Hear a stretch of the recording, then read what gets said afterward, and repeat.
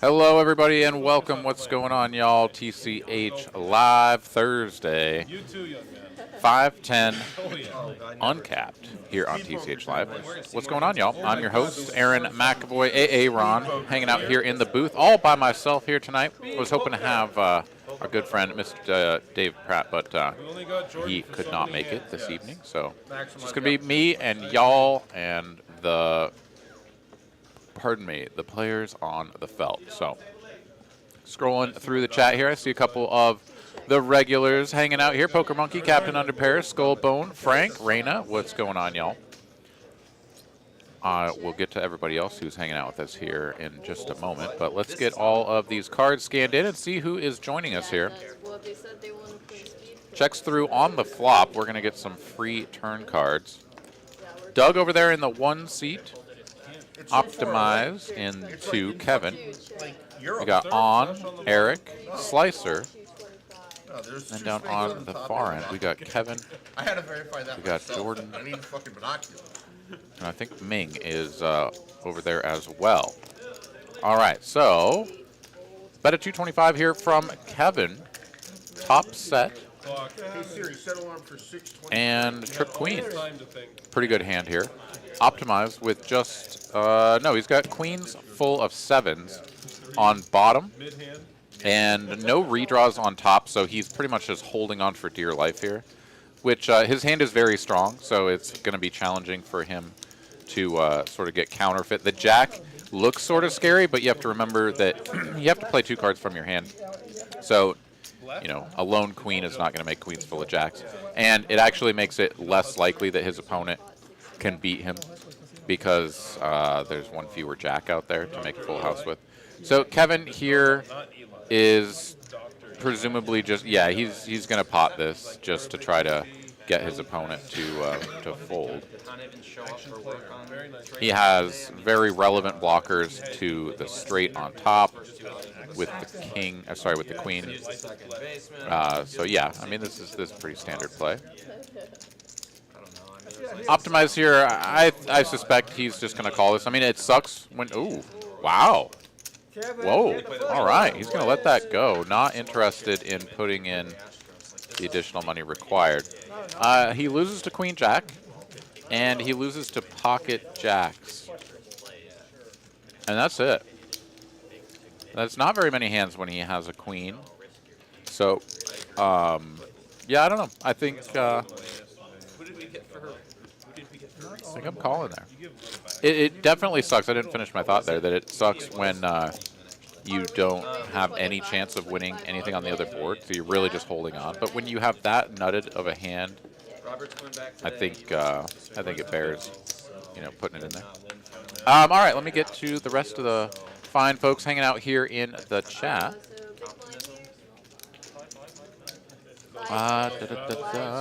Let's see here. Oh, just hanging out. All right, it's just a bunch of y'all chatting with each other. JTM New York, what's going on? Ragnar in the chat, what's up, dude? Kicker Problems, how's it going? 8 raised 250. Omar, how's it going? All right. Play poker, boys. Endless Player, what's up? And Doug as well. Alrighty. And another Aaron. Hey, what's going on, man? Welcome to the show. All right, here we go. It's time for some 2-card action. Kevin here in the big blind facing the $25 and $50 straddle up front and a raise to 250 here from Jordan with 1 mystery card and 1 3 of diamonds. Kevin here going to get after it right away. Going for a 3x, 3-bet here. He'll be playing this one out of position. Jordan here with the 3 of diamonds. We know he doesn't have the ace or the king of diamonds to go with it, so this is potentially pocket 3s could also be That's all the help you're getting. Suited 4-3, something of that nature.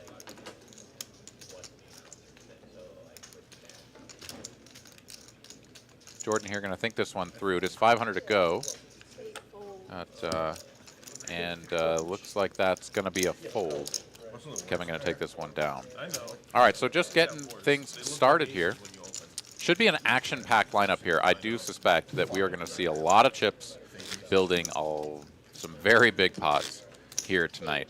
So everybody buckle your seatbelts, kick back, relax, grab a beverage, and get ready for some fun times. If you're not kicking back and watching poker here on TCH Live, or doing so but also wanting to play poker and you're in the Dallas area, 250K guaranteed tournament with flights running all week, culminating in day 2 this Sunday, has already breached the guarantee with more flights, more starting flights both tomorrow, Friday, and Saturday as well. So prize pool expected to be probably $500,000 plus. Could be well over that. We'll see. But again, if you are in or around the Dallas area, TCH Dallas running a 250K guaranteed tournament. I think the buy-in is $400. And yeah, that'll get you in the mix for a pretty sizable payday. Optimize here, going to raise up ace-10 off on the button and take it down. We're getting some big chunky straddles here to start things off. And that means that the number of big blinds these players are working with goes down significantly and leads to a lot more sort of challenging spots for players, I would say. It feels a lot more like a tournament where you're like, well, I guess ace-queen suited is just pretty good because I have 30 big blinds. But anyways, we'll see how that affects the play, if at all. Moose Duty joining us here in the chat. Hey, what's up, man? Welcome. Live 100. Yeah, exactly. Live fold. What? All right, 10, 25, 50, and $100 straddle is on. Main going to release the what looked like ace-9 there from up front. Yeah, raising into the field on a blind 100 doesn't feel great with a hand like ace-9 off. Definitely feel that. Jordan here, a couple of red sixes with Kevin raising it to 420. Jordan here is beverage in hand, contemplating his options. Takes a look at the watch. We do know that Jordan will not be with us for long. He does have dinner plans, so going to be heading out before too long. Might just be looking for a spot to get it all in here. Does opt for the call here, so 420 twice. Pot going to go up to right around 1,000. Stacked pot ratio now 3-1, a little bit over. 6 right there in the window. That is going to be exactly what Jordan wanted to see. Ace-high board, though, going to be good for Kevin to attack. And he is going to take a stab here. 300 to go. 1/3 pot size continuation bet. Quick call here. And it's now 6's full on the turn. Kevin going to slow down with a check. Jordan can play this one of 2 ways. Small bet or check behind. It's bet a 500, 1/3 pot, and that's just going to be all she wrote. As Jordan will show his neighbor. He flopped the goods. God, it feels good to flop a set. Thank you. On the flop. Ragnar wants to fire a bullet or 2 up in Dallas. I know that I want to, but it's a long drive, and I don't know. I'd have to have a hotel and all that stuff, so or Airbnb something. So I'm not exactly sure if I'm going to pull the trigger on that last minute. I think the answer is no. I've also got a package coming in the mail tomorrow, so my new paddle board is arriving, so then I can get out on the water and try to cool off a little bit. Enjoy some of the sunshine. Poker Monkey says played today, but here now, not in the tournament. Unfortunate. Hopefully you get some better runs tomorrow and or Saturday. All right, $50 straddle is on. Eric on the button, going to raise it up to 150. On will make the call in between. with the king 3 suited. Yeah. Yeah, that maybe. Kevin's going to make the call, and here we go. 3 players to a flop. Eric in position with the betting lead, sitting on a couple of 5s. Comes all Broadway. Got James Shields and 6 check, 7 check. Top pair here for on, no kicker. Has a pretty natural check. I do believe this is just going to check all the way through. Kevin, of course, no business in there. I'm trying to think. Thought I saw some green chips out there in front of Eric, but that must have been mistaken. 10 peels off here on the turn. 6 bet. On now. After checking through the flop here, does lose to any random jack out there, but does fire out a wager, and everybody quickly gets out of the way. So on going to take that one down. Never seen the thing, huh? You heard that we were. Mo the Cat says, in the Northeast, the casino, in Northeast casinos, the rule is show one, show all, not in Texas. It kind of is. So, I mean, that is the rule. Of course it is. But if you know, kind of quickly show your neighbor or flash a card or something like that, and it's not perfectly obvious that you've done so, you know, it's kind of a gray area. But certainly if it is made known that you've shown someone your hand and other people request to see it, then yes, it is show one, show all. Ragnar here says hipster Aaron. Why am I a hipster? Because I'd get an Airbnb up there? I don't know. What am I missing?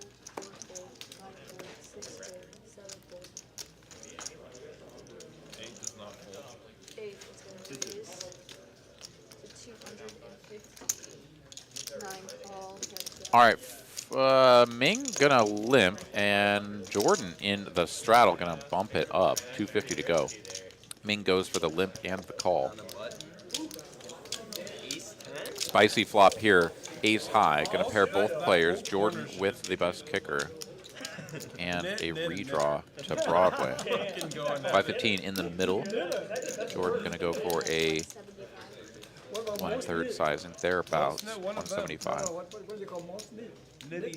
Ming can't be folding just yet. Has the backdoor flush draw as well. Yeah, he doesn't play no hand ever. 7 of diamonds, not going to do anything on this 10 one. minutes per hand. Jordan likely to size up, I was going to say, but instead he's going to keep it small. 225 for a quarter pot size c-bet here. Nailed it. Pretty juicy price if his opponent has like pair and a straight draw or flush draw. 600. Almost a little too good. Wow, board pairs the second card here on the end, Jack of Diamonds. Jordan continues going for value here. Queen is kicking. Ming here playing the 10 on board, and I do like going for the value. It looks a little thin, but I like it. I know. The only challenging thing is that the bet on the turn, bet on the flop and turn were so small that your opponent could definitely have some jacks. And it's not to say that you should always just like be afraid and shut it down, but you do run the risk of putting a bet of 600 out there and then getting raised all in. Whereas if you check, he may go for a little bit smaller sizing. I don't know. It all depends on how you want to play the hand, but you could also give them an opportunity to rep the jack on any missed hearts or missed straight draws. I don't know. There's a couple of different ways to go there, but Jordan goes for the bet of 600, gets called, gets the value. That's all a moot point. Demond here in the chat. Hey, what's up, dude? Good to see you, my man. Good start, though. Yeah, I only have 15 more minutes. Captain Underpairs, that kind of paddleboard. I mean, certainly a bit. It's like, I need like 15 There you sixes. go. It's Oh, I'm a hipster for going paddleboarding. I mean, okay. I don't know. I don't think that's a hipster thing. It's a very Austin thing to do, that's for sure. Looking forward to getting out there, though. E joining us here in the chat. Hey, what's up, E? Good to see you, my man. All right. Ming, not a single one. going to be the recipient of the ace-queen off this hand. They have audio here. Optimize from early position. Going to raise this up to 75 with the J10. 8 fold. On will make the call on the button. Ace-5 off. Yeah. And 9. Ming just going to... Oh, no, I thought he was just completing there. Saw the 3 green chips, but indeed is going to raise this up to 275. Yeah, on pretty sticky. He's not going anywhere. In a dominated position, though, calling with the ace-5 does flop a 5, and that's going to take the lead here on catapulting up to 90% equity here. Ming checks it over and on, instantly betting. Has the bottom pair with the backdoor nut flush draw. And he just pots this 620, and Ming would have to be ready to play for all of it, hoping that his opponent was on some sort of straight draw, flush draw, combo draw, whatever, that ace high is just sort of marginally ahead of, and instead he is just going to check and release. Doing pretty well, thanks for asking, E.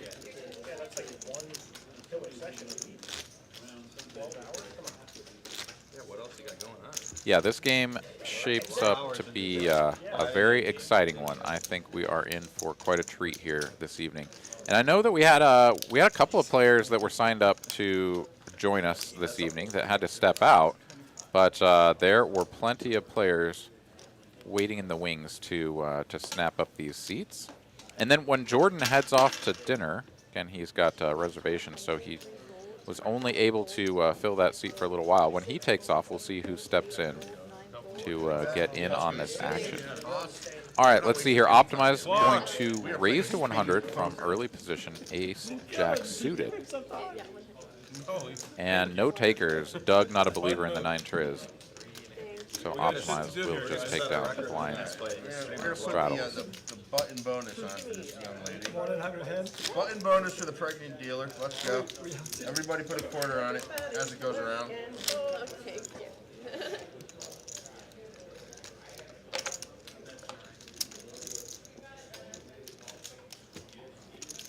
Haven't seen Miss Carolyn in the chat yet. I do know that my good friend David Pratt was getting wrapped up with things at work. He was going to have some conference calls and such until later this evening. So, unfortunately, won't have him joining me here, and probably not in the chat either. But if Carolyn shows up, maybe we can get some gambling in against her. On here, going to raise it up with the old Happy Meal 9-6 offsuit. Kevin going to make the call. Ming with a pretty playable hand out of the small blind will make the call as well. And Optimize here playing the Gordon special, the Gordon Nuts, King 5 of clubs will complete as well. So 4-way action, 10 high board Badoogie. On here with the pre-flop lead and the flopped gut shot. Just going to go ahead and continue betting here. Kevin with a quick call, playing a gut shot of his own. 8 would be terrible news for On, and a cooler extraordinaire for Kevin. Ming out of the way, folding his 7. Did have the best hand, but yeah, pretty tough to continue with that hand. And oh my God, it is an 8. Here we go, right on the turn. On here is very likely to get stacked as he turns the second nut straight with a very disguised Happy Meal. I'm going to enjoy the food. I'm not going to just like it. But I'm just not going to have like On bet 650. Quick raise here from Kevin up to 1.5K. On is going to do the obligatory card check here to make sure that, yeah, no, I got the straight. And if my opponent has something like 2 pair or pair and a flush draw, I mean, pair and a straight draw, any of these things, it's time to get all the money in there. And let's go. That has got to be what On is thinking. He grabs a giant fistful of chips and plaques and puts it in, and sure enough, Kevin is in a magnificent spot to get the double up here. Jack and a jack only to counterfeit, and no, it's a queen here on the end, improving Kevin to the queen high straight needlessly. That is going to be the full dub here for Kevin to the tune of just about 5K, and very quickly we are getting some all-in spicy pots. No, it's just for Cooler City there. 8 of hearts peels off the deck on the turn. My goodness. That was the biggest card that could have possibly come off. All right, as Carly does her job counting down all of these chips and getting Kevin paid, let's go ahead and get things started off by looking at I'm just saying no jack. the stacks before this hand started, at the very least, as we do know that Kevin is going to jump up to the top of this, and On will move down substantially. But yeah, a lot of big blinds on this table, although we have seen some pretty big straddles going on as well, which will shorten these stacks in terms of the effective big blind. But yeah, a lot of chips here on the table tonight for our 5-10 uncapped game. Once again, I want to thank you guys for tuning in, and we got some pretty fantastic deals going on here at TCH Austin. If you are in or around the Austin area, you want to come on down, play some 1-2, some 2-5, maybe some round of each, or get in on some of our nightly tournaments. But all throughout the month of August, we've got 50% off your hourly rate between the hours of 4 a.m. and noon every day here in August. So come on in bright and early, or late and dark, or whatever it is. Dark, I don't even know what that is. But if you're here between the wee hours of 4 a.m. and noon, you're going to get yourself a sweet 50% off your hourly rate. So come on down, hang out with us here at TCH Austin. Once again, want to shout out that $250K guaranteed tournament up in Dallas. It has already surpassed that guarantee with still, I believe it's 4 flights left between tomorrow and Saturday, with day 2 playing on Sunday. So definitely consider going and playing that if you are into tournaments and are around Dallas area. On here, feeling a little bit steamed after that last one, as you do when you get coolered second nut to nut. Going to raise this up to 400 after the initial raise by Slicer to 75. Jordan here going to cold call the cutoff, Queen 10 suited, for 400. The rest of these players rightfully getting out of the way, and we're going to go heads up here. On, out of position, but with the betting lead and in a dominating position. I see a 10 out there. Both players going to make top pair. And this is not good for Jordan. Full pot size bet here. A little bit of an over bet from Jordan. And On, who is now just on 2.87K. So, yeah, I mean, this is just like a... an all-in, pretty easy all-in. You could also just call, but I think this is very standard all-in here. I do. I have a pair. I told you what I had. Your opponent didn't raise you? Oh my God! What? No way. All right, On must not have had that. If On is folding ace 10 here, then he's seeing boogeymen under the bed. He had the ace 10. Okay, so confirmed that that was indeed a fold of the top pair top kicker. And yeah, that's On just feeling a little bit of the tilt from that last hand, just sort of being like, oh, I guess I'm up against it again. My opponent must have a flop set. And On here slapping this pink chip down. I'm not sure if he's looking for change or if he's saying that I'm not exactly sure what's going on here, but he just gave that man $500. Yeah, you're gonna lose. I wouldn't take that because then I'm not gonna take it. I'd rather you take it and give it back to me. Yeah. For sure. Okay, clock. Oh, okay. So Jordan and On made a wager about whether or not On folded top there. I'm serious. Jordan doesn't believe him, so he's willing to bet him 500. On says, "Yeah, no, that's what I folded. I'll bet you 500." And Jordan takes the deal. So, all right. So On is going to get 500 rebate because he did indeed fold top, which is It doesn't matter. No, massive fold given the orientation of that hand. I'm blown away. Absolutely blown away.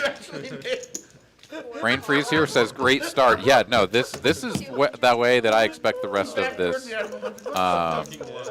Oh, he's talking about his roll. Sorry. Yeah, unfortunate roll. Sorry, buddy. But no, in terms of the stream, I think we are in for one hell of a show. This has been a great start, at least in that respect. All right, Queen 8-6, Rainbow. Kevin here going to flop middle pair, backdoor flush draw, straight opportunities as well. Eric here, I think.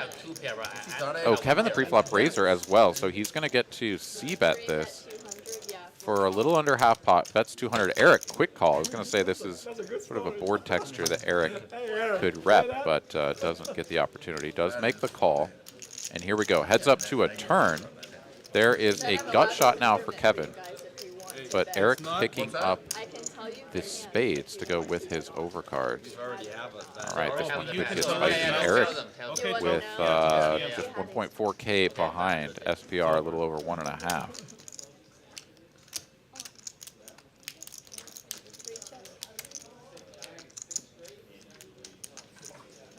I'm glad I wanted it. I'm glad I'm lost. Hold on. To be fair, you should. Kevin going to slow it down with a check. Kind of also won.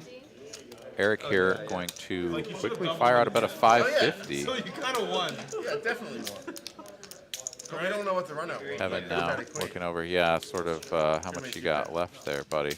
And the danger of checking when Eric has this small of a stack behind is that now it's kind of weird with your second pair gut shot, right? Like, your hand has probably a good chunk of equity if it's not ahead. And so checking and giving them the opportunity to take over is kind of nasty. In this spot, I would almost rather continue betting to the size where, like, you're not going to fold if they jam, and they know you're not going to fold if they jam. So then you kind of create your own dynamic of how the rest of the hand plays out. Here, like, he's going for a check call, and now, I mean, Eric just has nothing left. I guess at the other end of the spectrum, it's like you just call any river bet. You're like, whatever it is. I mean, because now, look, the pot's 2K, and Eric has 800. Like, what do you fold to? The jack of spades? I mean, quote unquote, he should to not lose the money, but like, I don't know. Were you hoping to improve? Does he ever hit the jack? Like, I don't know. There's just a lot of questions in my mind about playing this one as a check call there on the turn. As it stands, though, Eric, of course, does improve to the king high flush, and Kevin may, I guess, be able to find a way out of this one, save himself the last 800 bucks. And if so, then the play will have benefited him. So yeah, Kevin does let it go, and Eric will take down the pot, but does not get that last little bit doubled up. So there we go. Mo the Cat, if on will fold top, then anything is possible. You're absolutely right. Anybody who is going through something out there, who's struggling, who has perhaps run across some tough times, like, anything is possible. We've seen it here tonight, that anything is possible, and believe in yourself, and we all will send you some positive energy as well.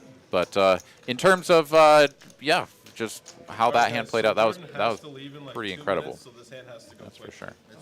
If you want another. All right, massive straddling going on here, especially over on that end of the table between Kevin and Jordan. Getting it all the way up to 200 to go. Even the deepest stack here, Kevin on just about 10K has like 50 big blinds. That's just going to fold all the way over to Jordan, and he's going to pick up 190 bucks for free. I think the 200 is going to end at Jordan, though, as I don't see Ming putting the 200 out there. He's living, brother. Yeah. Live 50, live 100. Live a little one time. Straddle. 150. One more thing going on here at TCH It's actually only 150. between all of our locations. So we are doing a cruise giveaway. You can see the link pinned at the top of the chat box there. Click that link, enter your information, and you will be entered into, and this is once per day as well. Click the link, enter your information, and each day that we stream here on TCH Live, a daily winner will be chosen. That person will receive some free merchandise, free TCH merchandise, hat, hoodie, things of that nature. And then each daily winner will go on to be part of a larger drawing, of which the grand prize will be picked from those people that won dailies.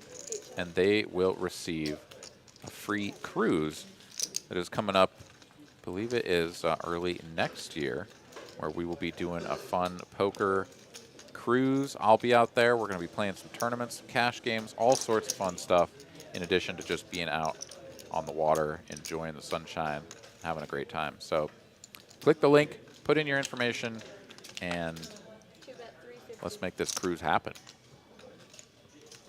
All right, Optimize here with number 1. Raised to 350 pre. Jordan makes the call. Check, check on the flop. Checking a bet of 350 now here on the turn. And yeah, ace deuce, no business in here, so just gonna let that one go.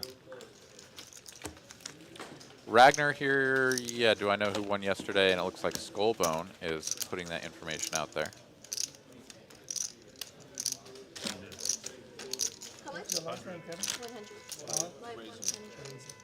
R-A-I-S. What's my 100 back up? What's 100? Yeah, it's 100. I know, I want my black one. Okay. You want the black one? All right, let's take another look at the stack sizes here, as we do have the $100 straddle on there If you want, I'll give you. Do you want green? No, I for Jordan once again. Thank you. One fold, one fold. 2 raised to 600, 3 fold. Poker Monkey, yeah, absolutely right. Cruise is in March, and you can find out more information about the cruise on the website, texascardhouse.com. All right, Optimize is going to raise it up here in the hijack. Fucking donation. Jack 9 of hearts. Jordan will defend the $100 straddle with the 8-4 offsuit. There is an 8 out there. 2 overs, a gut shot, and backdoor hearts here for Optimize. Also an ace-high board, which is generally going to be quite favorable for him to continue betting. Does fire out about a 2 1/4. And Jordan with the second pair going to go for a check raise. And that is quickly going to get the fold. I mean, I get it. It's the pot has ballooned already, and it's getting a little bit crazy. But Jack 9 of hearts there has a lot of equity. And who's check raising this board? And with what, right? I'm not saying that, like, yeah, Jack high is, like, clearly a continue and blah, blah, blah, blah, blah. But I might have taken a little bit of time to think that one through and tried to figure out exactly what I'm up against. Sometimes, especially with these big straddles, everything, the pots just get like way out of proportion to the way that you're usually playing. And so in a spot like that, it's just like, of course, Jack high is a fold there. But another 475 makes the call, right? Like, what are his implied odds? And does his opponent ever have anything? Like Jack high could just be good. Of course, we see that it wasn't, and you know, blah blah blah. But at the end of the day, I don't know.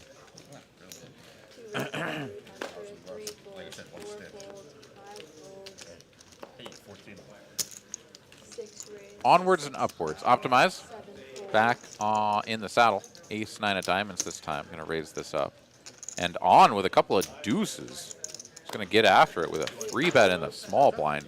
Min clicking to 600. Optimize will make the call here. Pot already up to 1K. Kristen said, please come back after dinner if you can, Jordan. Yeah, if you want it back, I mean, Ace 9 finds a pair. It's the second pair. More than what And as is always the case with pocket deuces, you see 3 overcards on the flop and are like, cool, what do I do now? I guess bet and hope my opponent doesn't have anything. 635 is the wager, and Optimize shouldn't have called pre if he was going to release the 9. So he does not, makes the call. Still heads up here to the turn. 8 of spades does make the board a little bit more connected. Does bring in the front door spade flush as well. On gonna rip it now to the tune of 2K. And Optimize here is sort of looking at it like, shit, I don't know. Can I fold this hand? And Optimize has experience with on. He knows that on can be doing this with all sorts of different things. I mean, pocket deuces is like, honestly, you know, a decent hand in terms of what on can have. On can be doing this with ace queen, ace king, ace 10, or I mean all sorts of different stuff. But Optimize is not going to get after it. He's going to let this go, and On is going to just get this one done through brute force. And man, this is sort of a clinic on how to put people in uncomfortable positions and then just bully them out of big pots or to win big pots. Like, so many people, and I'm not saying this is Optimized, like he had a genuinely tough decision there, obviously. Second pair, like how good is that? On can have, he can also have pocket kings and queens and all that stuff, right? But What about going out with a bomb pot? you can, with big straddles and stuff, balloon up the pot very quickly, and your opponents will feel sort of like, and again, this is like opponents that are uncomfortable. I'm not saying this is Optimized or anyone else in particular, but get the pot big, and people are kind of willing to see the flop and be like, well, maybe I'll hit, right? Like, and if I hit, then I'll be happy to continue because then the pot's big. But if they miss, which is most of the time, then the pot's big and your c-bet is big, and it's like, shit, I guess I just shut it down. You can get players to fold even more than they might normally. Anyways, we're moving right along. 7 of hearts, 8 of hearts. All hearts out there. Slice are going to flop the goods. 6 jack, 7 deuce, 7 fold, 8 call, 9 call. There's 7 check, 8 check, 9 check, 6. Not exactly clear to me what the action is, as we still are getting that all figured out. Okay, here, checks to Slicer, who then bets 100. Yeah. Kevin here with the up and down straight draw makes the call. Perhaps another player called, couldn't tell. Really doesn't want to see a 6 or a jack here, though. Are you a menu? Oh, there's no there. That is not a flopped flush there for Slicer. We did get the board cleared up. And while he has not flopped a flush and has not flopped Kevin dead, he does turn 2 pair, ace is up, and yeah, is in real good shape here. But both Ming and Kevin are working with up and down straight draws. 9 call. Jordan here now leads out for 300. Okay, so I apologize. The action is not correct, and we're just trying to get caught up with what's going on. I believe that was the check over to Slicer, who bet 100 on the flop. That all went through just fine and dandy. Then it was a wager from Jordan, a donk lead from Jordan on the turn. Ming making the call and Slicer raising. Kevin's out of the way with the 9-10 of clubs. He can't handle the heat with this straight draw. But Ming is going to get the rest of his chips in. And Jordan will make the call as well. We do see that Jordan is working with the 5 of hearts, question mark. Something else, so he may have something like 4 or 5 of hearts, or king 5 of hearts. Not exactly clear, but we're getting Ming's chips counted down and the main pot made. We will have an additional side pot and players with chips behind.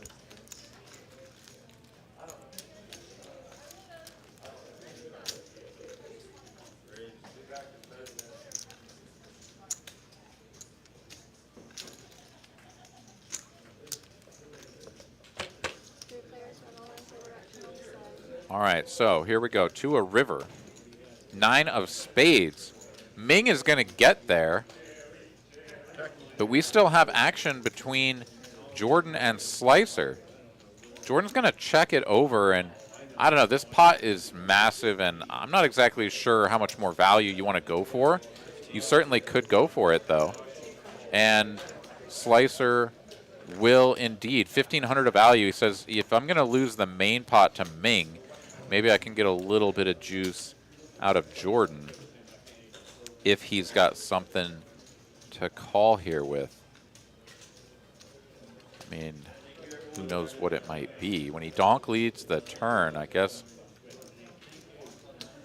could have, you know, flopped 8s and 7s or something like that that now feels pretty safe. I'm not exactly sure. Jordan here is going to release.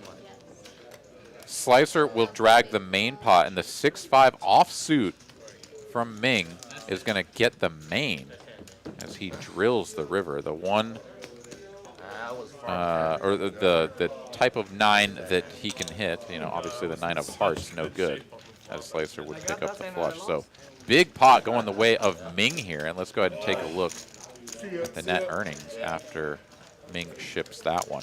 Moves him up into the black as he took some damage earlier. When you hear first of all, you know you're dead. Kevin, of course, up the most here, 3.5 in the black. Eric up as well after that battle back and forth against Kevin. 2,000 on the turn, it's the nuts, come on. On 2.0 is stuck the most here. Slicer now down 1.5K as well. We can look at the VPIPs. We don't have a ton of data, but I can tell you that some of these players are basically at 50%. Yeah, Optimized here playing a bunch of hands on Kevin, Ming, all playing more than their fair share of hands. And I guess this this data really doesn't do it justice. Doug here, of course, over in the 1 seat, hasn't played a hand yet. Still waiting for his opportunity, and this doesn't look to be it as he's on the 9-5 off in the straddle. Kevin here will open to 75. Eric, smooth calling. I've always wondered about that, the smooth call. What about a rough call?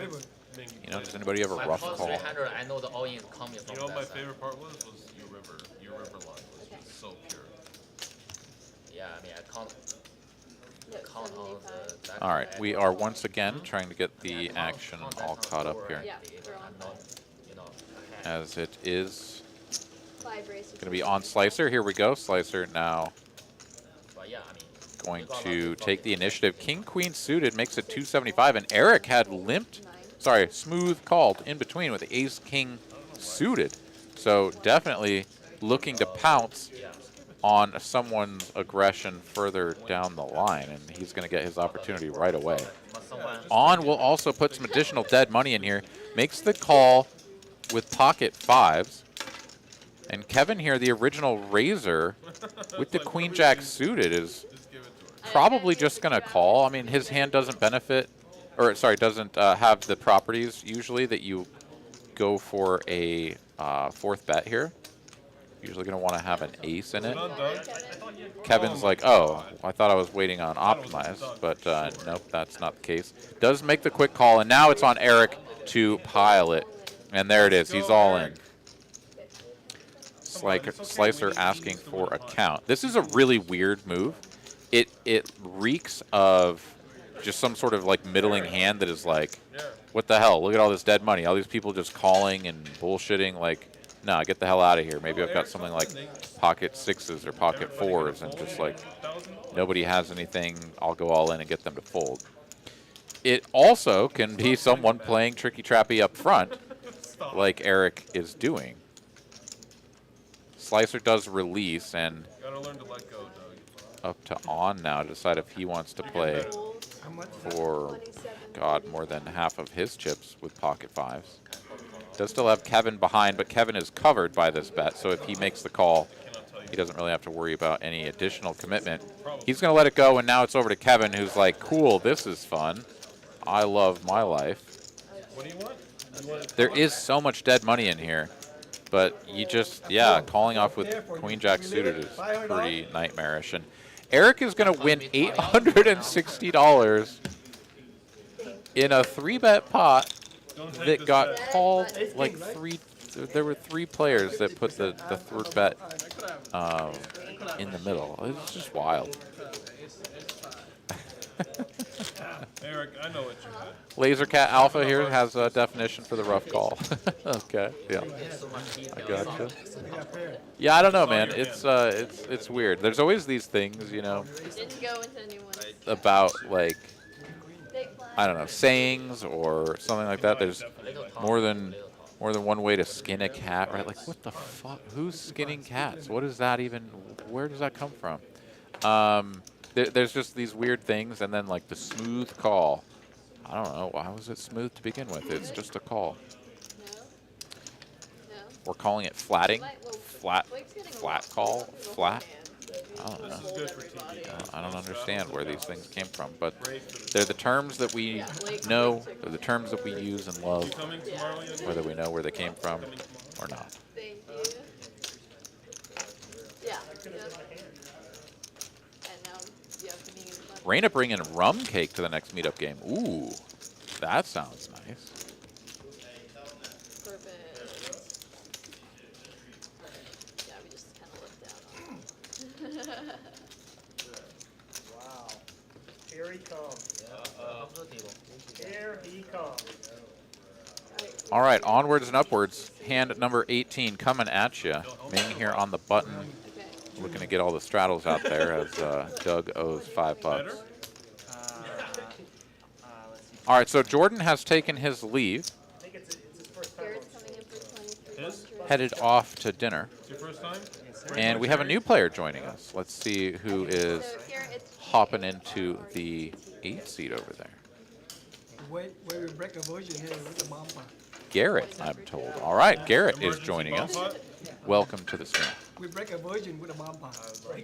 Ragnar saying, questioning the etymology of poker terms when you are using your own terms like danglers. Well, no, I cannot take credit for danglers. That one is a predecessor to me, but I do appreciate that I do sometimes make up words on purpose or otherwise. But yeah, it's just fun. I'm so overjoyed by the whole universe of poker, all the fun terms and different strategies and such. All right, so raise to 150 by Slicer, Jack 10 suited. On makes the call. And Kevin here going to come in for a third bet. Ace, Queen offsuit from the straddle. Quick call here from Slicer. This should bring on along as well. However, his hand does suck, and this time he is going to let it go. So here we go. Heads up between Kevin and Slicer. Kevin out of position, but with the betting lead. Beautiful 8 high board, the one you love to see with ace queen. Certainly not the one that Slicer was looking for either, so Kevin here could go for a 1/4, 1/3 continuation bet, or just size it up and see what happens. He is just going to fire out 350, nope, 400, and Slicer releases before Kevin's chips hit the felt.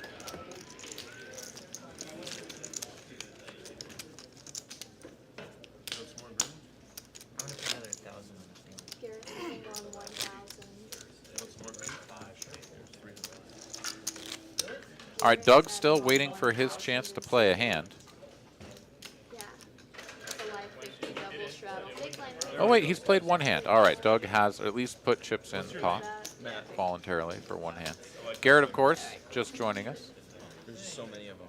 See where he lies in the mix once we get some stats in. My high school, there were 7 Kevins on the whole league. 6 fold, 7 fold, 8 fold, 9 fold. Yeah, you're like already I looking. think Kevin was a non-white. Pretty raggy cards going around here to Doug on the button. And not going to take a stab here with the 9-8 off. You are raising into Slicer's straddle, so you know you're probably going to face some resistance, and talented player going to push back at you a little bit, but I do think that the 9-8 on the button is worth an open. Is that like the one in California? Oh. You know, job. That's the interesting thing about the strength of the hand that you open with, the dynamic between the size of the straddle, the number of straddles, and position, right? Like, folds to you on the button and there's just a small blind and a big blind out there. Like, I'm pretty sure Doug and pretty much everybody else in the world is just going to open 9-8 off there because it's just sort of makes sense. We feel it in our gut that, like, yeah, this is the one. This is what we do. But then you put a couple extra straddles out there, a 25 and a 50. And you got to get through 4 players. 9-8 off kind of sucks, so I get it. On here from up front, gonna make this 75 to go with the Queen 9 offsuit. Slicer in the straddle will pop it up to 400. Quick call from on. I don't want to bring the same error as you need. Heads up to a jack high board. 9 out there for on does improve him to the best hand. And Slicer 3 to a straight, no diamond out there. This is definitely not his board, and he is just gonna check and fold. Tell you, practice and patience on it. I'm your new coach. As you do. Thank you. 5, 10, 25, 50. Live 50 double straddle.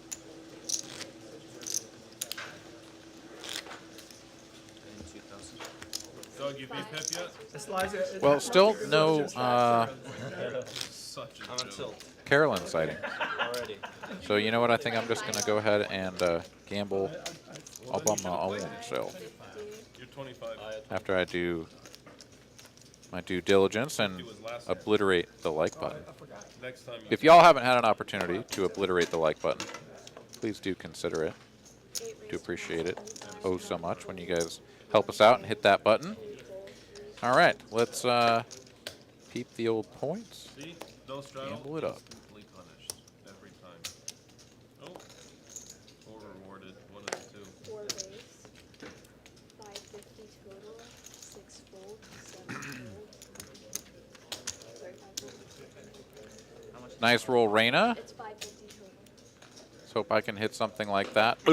Nope, Frank got the old 72 in just before me, and I get 25. Womp, womp. All right, ace, trade, deuce. Garrett here with the 4 of hearts. That's a pretty important card. Eric with a couple of kings. Gotta love it when you see that happen. Garrett here raising pre and calling the 3-bet here. Very likely to have ace 4 of hearts. Potentially also pocket 4s in the wheelhouse. Either of which going to be incentivized to see a turn card after Eric c-bets to the tune of 650.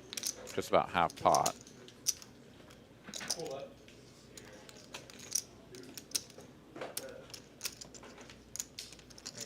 Bump it up.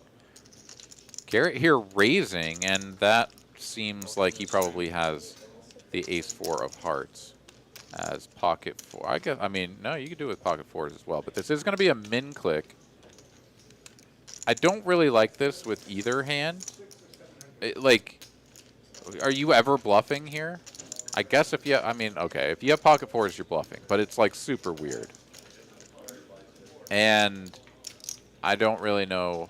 I mean, I guess you could have 4 or 5 of hearts too, which is like a super spicy call of a 3-bet hand, but be a pretty brilliant flop. If he has 5, 4 of hearts, then he should just be calling, and I think he would know that as well. So unlikely that that's the case. It's got to just be ace 4 of hearts here. But when you raise, you give your opponent an opportunity to fold a bluffing hand. Not that the stack to pot ratio was going to be like super great, but like, you know, let's say that you like tank call and the pot goes to 3K and you have 2K behind, or I guess you'd have, yeah, you'd have 2K behind. Your opponent could just like stuff it in there with king queen No, that was me. or something, right? That was Like, never him. you can't have the best aces, so like screw you. In any case, though, Eric here is in the blender. He's going to fold to the min click, and I presume that's the right fold. Corey here says, not sure I'm a fan of Eric's flop bet. You don't really need protection. Not a fan of the min raise. Yeah, no, I definitely agree with you on the min raise. Like, I just don't think raising into an uncapped range is ever that great of an idea. But I'm not sure about... Yeah, so he bets half pot, right? So Eric bets half pot on the flop. And that is a big bet. You're like And it's sort of, no, I you're mean, not the having fun. way to think about it, and that's probably what you're talking about, but Over there scheming, thinking about what you deserve. if you're ahead with kings, betting half pot and getting your opponent to fold every hand that's worse than yours is like terrible. And then, of course, every ace is not going to fold or shouldn't fold. And so betting half pot is just sort of like setting that money on fire. So I agree with you about certainly at least the sizing, if not betting at all. Kings and queens, of course, going to be some of the best hands, or the hands that benefit the most, I should say, from checking on ace-high boards. But there's something to be said, too, for just betting like 1/5 pot or whatever. Because, like, let's say that you have ace-king, and a flop is ace-3 deuce. Like, you don't want anything to fold, right? Like, you don't want anybody to fold anything. Like, if they have an unpaired hand, you want them to pair. If they have a pair in their hand, you want them to peel one off because they have 2 outs. Like, you know, you want, so you're going to bet small a lot of the time. But, yeah, anyways, there's different schools of thought on how to approach these spots. Anyways, here we are, 3 ways to a flop. Optimize going to flop up and down. Kevin, the pre-flop aggressor with the ace-king suited, has 2 overs and backdoor hearts. He's going to bet into 2 opponents, which is a little bit dangerous. He's going to get called in both spots as well. 10 of diamonds now on the turn, and that's going to be a straight for Optimize. On picks up a double gut shot of his own. And looks to be donking at this. Sure enough, 1,200 into 18.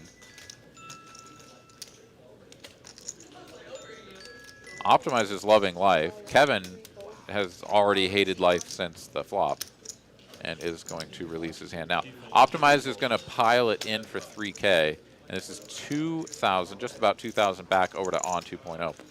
And I don't know. Do you bet and fold here ever? 2,000, pot goes up to 8. You got 25% pot odds. Double gutty. Your pairs are probably not good. However, if your opponent is ever on something like ace 8 of spades, right? Like your king and jack are live to, sorry, not your jack, of course, but your king would be live, so you could add some additional outs.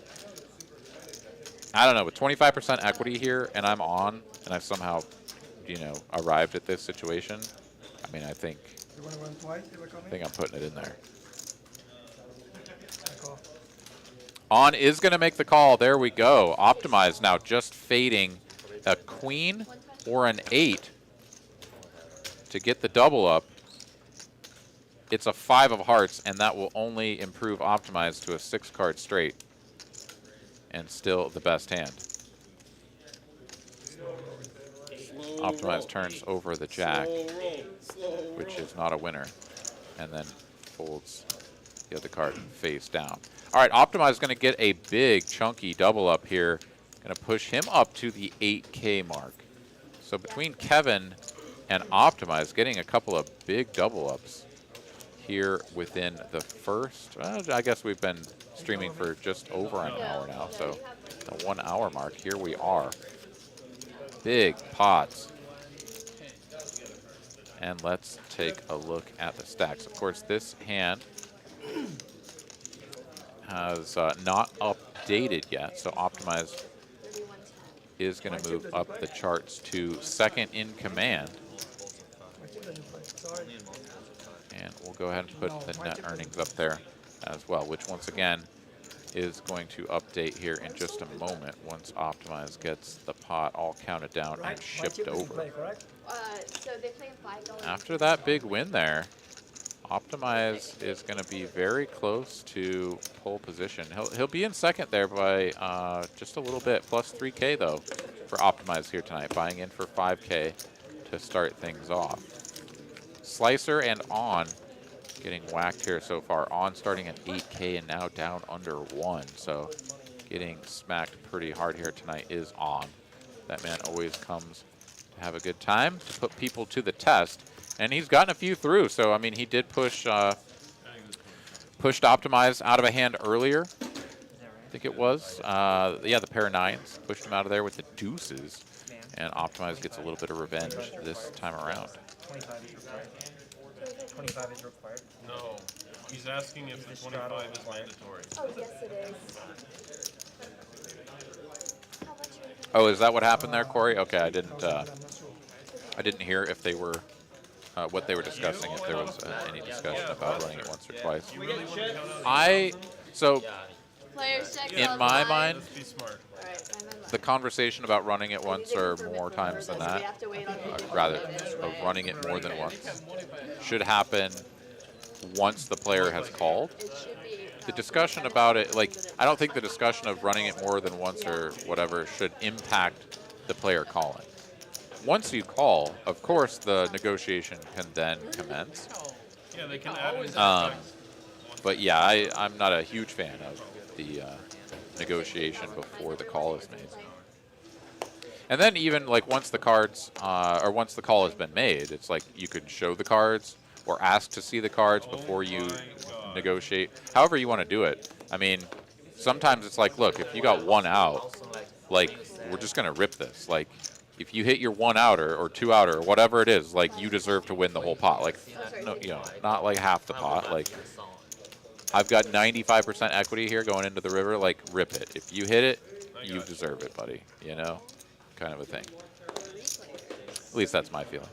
All right, here we go. Doug is going to get himself to a flop. 9-5 offsuit, waiting for a monster, and he found it. And bingo bango, it's a 5 right there in the window. Doug going to improve to top pair. And by that, I mean bottom pair. Garrett and Slicer both missing as well. So Doug, I think, is going to win his first pot. Bet of $90. Everybody folds. He turns over the 9-5 triumphantly and drags the $135 of profit into his stack. Let's go, Doug. Waited all day for the 9-9. I've been playing Words with Friends against our boy Doug here, and I beat him the first 3 games. He got a W on the board in our last one. So been fun, but man, that game is very much different than the Scrabble that I usually play. There's more words, and they allow like slang and shit like that. So there's like text abbreviations and things that you can use to make actual words in Words with Friends. So it's much less strict or competitive or whatever. But yeah, and then it's also weird to get used to the variations in the letter point values. Like a U is worth 2 points, an N is worth 2 points in Words with Friends, and that's just sort of bizarre because those are single point letters in Scrabble. Anyways, here we go, multi-way action. Kevin with a couple of 10s, getting called all over the place. Does flop middle set here. Slicer flops an up and down straight draw, and that's really about it. So Kevin gonna go for a C-bet here, 1/4 pot. And yeah, cascade of folds. The Slicer. Slicer's not even in there, my goodness. Oh, okay. Well, it is tough there because if the jack peels off, then there's a 1-liner to the queen high straight. And like that's kind of gross. Like you're unlikely to get paid. So you're really just drawing to a 6. And that's a pretty heads up play there by Slicer. He's got player stack behind him. He knows that only one end of his straight is actually going to be like a card that he might get paid on. And so just letting it go right there, I think, is a pretty heads up move. And a lot of players that are a little bit less, Get it in then. It's my button. what's the word I'm looking for? Let's get it in. Disciplined. We'll see that and they'll be like, hey, I got the up and down straight draw. And they'll sort of lose sight of the fact that with the jack comes, first of all, what are the chances you're going to get paid? Second of all, are you even that happy? How do you feel about your hand now? You know? It's all a moot point, though, as Kevin does just take that one down with the middle set. Here we go, PLO bomb pot, as it's been just about an hour since the beginning of the show. So let's see who smashes this one. King 9 Triz on the top board. And the Jack 6 Triz on the bottom one. Garrett here with naked aces. You always hate it when you look at your hand. You have aces, but they're unsuited, and your danglers are all over the place. That one's for you, Ragnar. That's the longest tank I've Because then, you know, you just pretty much have to check and fold your aces, which never feels great. On here is betting as he has flopped top set on the top board and a gut shot on the bottom board. I like this hand. I like the bet. Eric makes the call here. He's in bad shape. He's got middle set on the top board and just a pair of 9s on the bottom board. Is currently ahead. 5 of diamonds and another jack on the bottom. So Eric here actually, oh no, sorry, pocket kings, of course, is ahead of pocket 9s. What the hell am I thinking?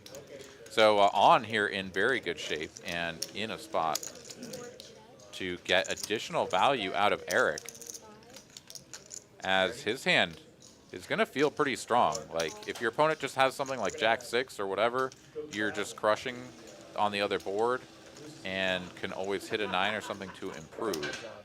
Runs out Queen of Clubs, 7 of Clubs. No flushes coming in. Some straights get there You can on top, but on gives no fucks. What that means. And he's just going to continue betting. He does not improve on the bottom board, so he's playing kings and jacks down there, but he's still just going to hit this as hard as he can to the tune of 1.4K. Full pot size wager here.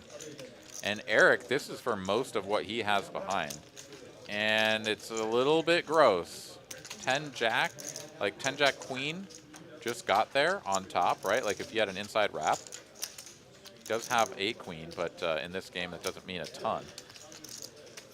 10 jack queen, a very real possibility. Eric is going to let it go, and dodges getting scooped. On was going to run him over. And on will show the king and the 5, just for fun. Thank you. Thank you. Make it look like he just had some shitty 2-pair action there. But of course, I think Eric, a sharp enough guy to know that on isn't just going to go potting this thing with king 5 on one board.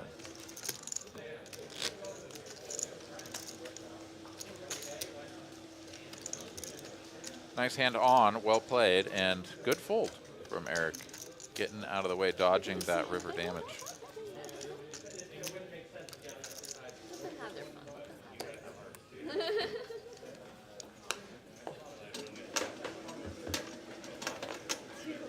All right, Doug here in the straddle. 4 fold, 5 fold. The 25, or sorry, the 25 straddle has been on consistently. The 50 and the 100 has died now that Jordan has left us. He got as much action in as he could before he left. Hopefully he's off enjoying a delicious dinner. And here we go, heads up between these two players. Ace in the window, 5 and a deuce behind it, 2-tone board.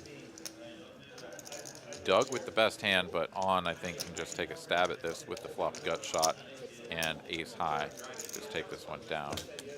And sure enough, that's exactly how it goes. All right, hand number 26 in the books. We are just about 13 minutes past the hour, so we are on pace to hit 100 hands. I know that in the Monday game, if anybody tuned in for the 2-5 game that I played on Monday, we were going pretty slow. We barely got past 80 hands. It was like 82 hands or something played. So some of the hands really took a long time. I know that I tanked out in that one big one against Andrew. But yeah, it just seemed to be kind of a slow game. Tonight's pace is significantly higher. 3 fold, 4 fold, 5 fold. Ah, turns out the computer was running slow as well. So yeah, a little bit of a labor dispute with the hamsters. And anyways, we'll put that behind us. Hopefully they've got enough hamster kibble to keep them running smoothly. Doug here finally has a real hand. He's got a couple of ladies in the big blind. Going to raise this up to 250 and optimize here from the straddle. Going to cold call. What? And wow, on is going to let go of pocket threes. I wouldn't have believed it if you told me bet you $1,000 right that now closing the action he would fold a pocket pair. But he is going to release, and here we go. Heads up between these two players. Wow, look at that flop. No, you won't be able King, to. Jack, 10, all diamonds. Doug has the queen of diamonds. 30 people. Not going to love the fact that this is like a hyper Broadway connected board, but does have the backup of the queen of diamonds. So a small c-bet is in order, but he's going to go half pot here, a little bit larger. On these very connected and suited boards like this, generally you're going to go for kind of a smaller size. You just either have like all of it and your opponent has really not much, or you can bet small. Let's say that you're going to go for a bluff or something with just like the naked ace of diamonds, or I'm not exactly sure how you get here, but I don't know. Let's just move on because Optimize makes the call in position, and Doug now on the 6 of spades here has got to decide if he wants to continue building this pot or attacking his opponent's range, but I don't know. It's a little bit of a tall order. 1 at 800. That's 800 here. Not exactly sure what this is designed to do, right? Like, we've got to think about what our intentions are. Do we want our opponent to fold Big flush. the king? And if they have a king, what do they have with it? Thank you. King 9 might fold. I just Sure. today. King 9. No diamond. Might fold. Just kind of like, ugh, this doesn't feel good. Almost full pot or 3/4 pot size bet. Yeah, I guess I can't continue. But I think even the 2 pairs, right? Jack 10, King 10, King Jack. Those are probably just going to continue. And building that pot up massively is effectively sort of turning your queens into a bluff. And We have to expose it. you've got so much equity. It's kind of an interesting approach. Anyways, I'll get a ruling perhaps if I- Doug there just happy to take one down any way he can, so keeps his foot squarely on the gas and drives his way home to victory. All right, $25 straddle is on. On is raising, and Kevin will defend from the straddle with the ace-5 off. I'll get a ruling if it matters. King high board rainbow on flops best with the bottom pair of 7s. And overbets the pot. And Kevin will quickly fold. Corey here says, wonder if it's best for Doug to just go into check call mode. Honestly, I think that's the way I play that. You could certainly think about betting small on the flop just to sort of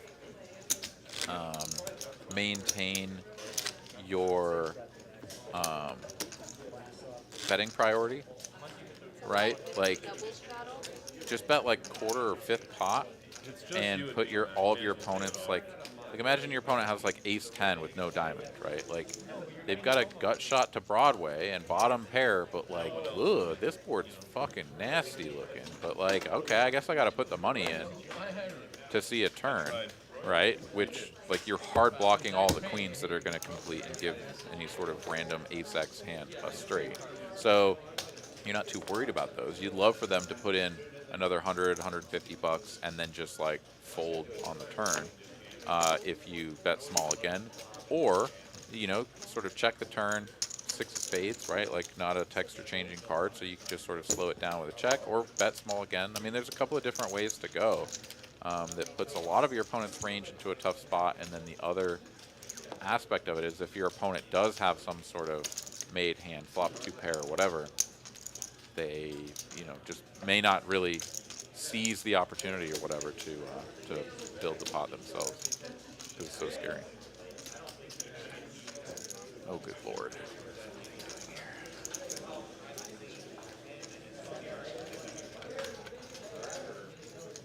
Time to open my chat box and get out my whack-a-mole.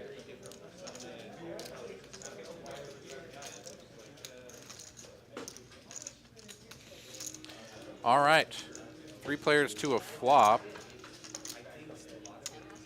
Gets to a turn here.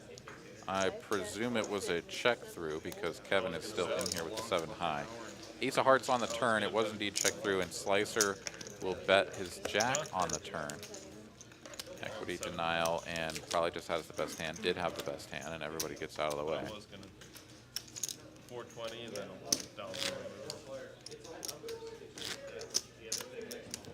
Yeah, it's always interesting to look at these spots where you have a big pocket pair, you have the range advantage, but like an overcard to your pair comes off on the board, or like a very connected board, even where you sort of interact with it in terms of straight or flush opportunities, and just like how you approach the remainder of the hand, go flop and turn actions. Like, how are you going to approach that? Do you do like Doug did and just try to continue with the story that you're telling? Is, I have a really good hand and I just want all the chips in the middle,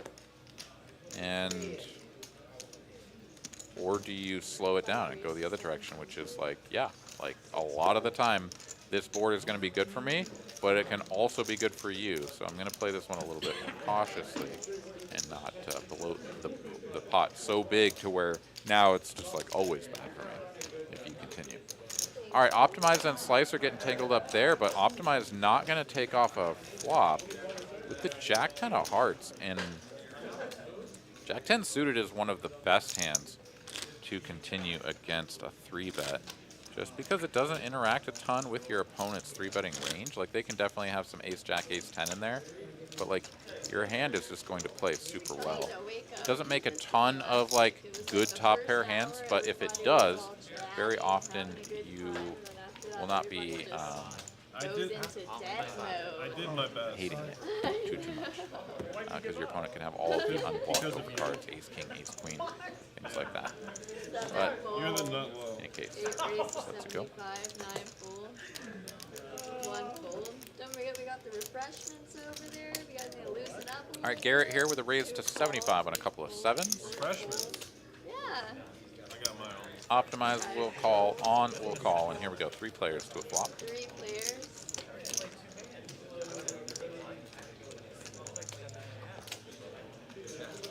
King 9 Triz. Rainbow flop. Garrett here still best, but yeah, into 2 opponents. Just gonna give this one a check as the man in the middle. Optimize here with the ace 10 off is gonna go ahead and take a stab at this. 175, big chunky bet. It was fun for a minute. A little bit of a curious bet size there, but gets the job done. Turns it over triumphantly as well. No, we need a round of 25, 50, 100. That's what we need. That'll get shit I mean, out of the mud. a lot of times that size up, when it checks through, like the pre-flop aggressor doesn't bet a board that would typically be good for them. I mean, yes, you can put them under a lot of pressure by sizing up there, but if your opponents are balancing correctly, they're going to have some. I mean, again, this is just a single rate pot, right? So, like, you know, they're going to have some like king 5, king 6, king 7 suited, things like that, where they open, they get called in 2 spots, and they flop top pair, but their kicker sucks. They're going to check and maintain some top pairs in their checking range. So going for the big bet size there with a hand that has pretty decent showdown like ace 10 can actually get you into kind of a tricky spot. Anyways, on to the next hand. Optimize here, going to raise it up 75 to go on the $25 straddle. On here, we'll make the call, as will Kevin, and 3 players to a flop we go. King high board, very similar to the last one. Both On and Kevin will flop a pair. Optimize has whiffed, aside from backdoor, straight, and flush opportunities. It's another 10 here on the turn, and Kevin will improve to trips and a very nearly unbeatable hand. Gonna bet a little under half pot. On will go for the check call, and here we go. Heads up to a river. Gonna need to see a king, the last remaining king in the deck. It is not there for On. It's the deuce of clubs, not a consequential card at all, but On is just gonna blast out 700 here for really no reason, as the 7 kicker is a terrible card to have in with the king. Kevin, of course, not going anywhere with the 10 and will happily make the call and take the 700. All in, I call you. At 310, you want me to fold? I fold 310, I go home. I'll tell you that. All right, let's take another look at the VPIPs here, as we've got a little bit more data for these players, as well as a few hands now played for Garrett, who's going to move his way into the middle of the pack, playing just about 21% of the hands that he's seen. Doug still hanging out down there below the Lottie line on 13%, and Eric not that far above. On 2.0, though, and Optimize playing nearly 50% of hands. Between the 2 of them, they are bang on averaging half of the hands they see played. Slicer in the mix at 30% as well. Got Trey joining us here in the chat. Hey, what's up, man? Welcome. You need a rip or what? All right, Ming gonna open this up to 75. First to act. Kevin waking up with number 1, 2 black aces in the hijack. He is gonna pop this up to 250. 250 total. On looks to be making the call here with a very marginal hand, 8-6 offsuit. Okay, so I'm getting word here from Padawan producer Kristen that On does not actually have 8-6. He's playing something else that is yet to be determined, but that is we'll figure it out as we go, I suppose, unless we don't find out. But On is not playing 8-6. Ming is in here with the 6-5 at diamonds and flops 3 to a straight flush. Kevin here, this is a pretty good board for him. There's going to be some flopped straight draws as well as some flopped top pairs that are going to want to continue and put some additional money in the middle. Bet a 400 here, quickly called by On, fold from Ming, and here we go, heads up to a turn. It's another queen, and that's not the card that Kevin was looking for. Quick check over to Kevin. I think Kevin should check this back, as a bet now starts targeting a 9, and it's like you bet 400 on the flop and got called.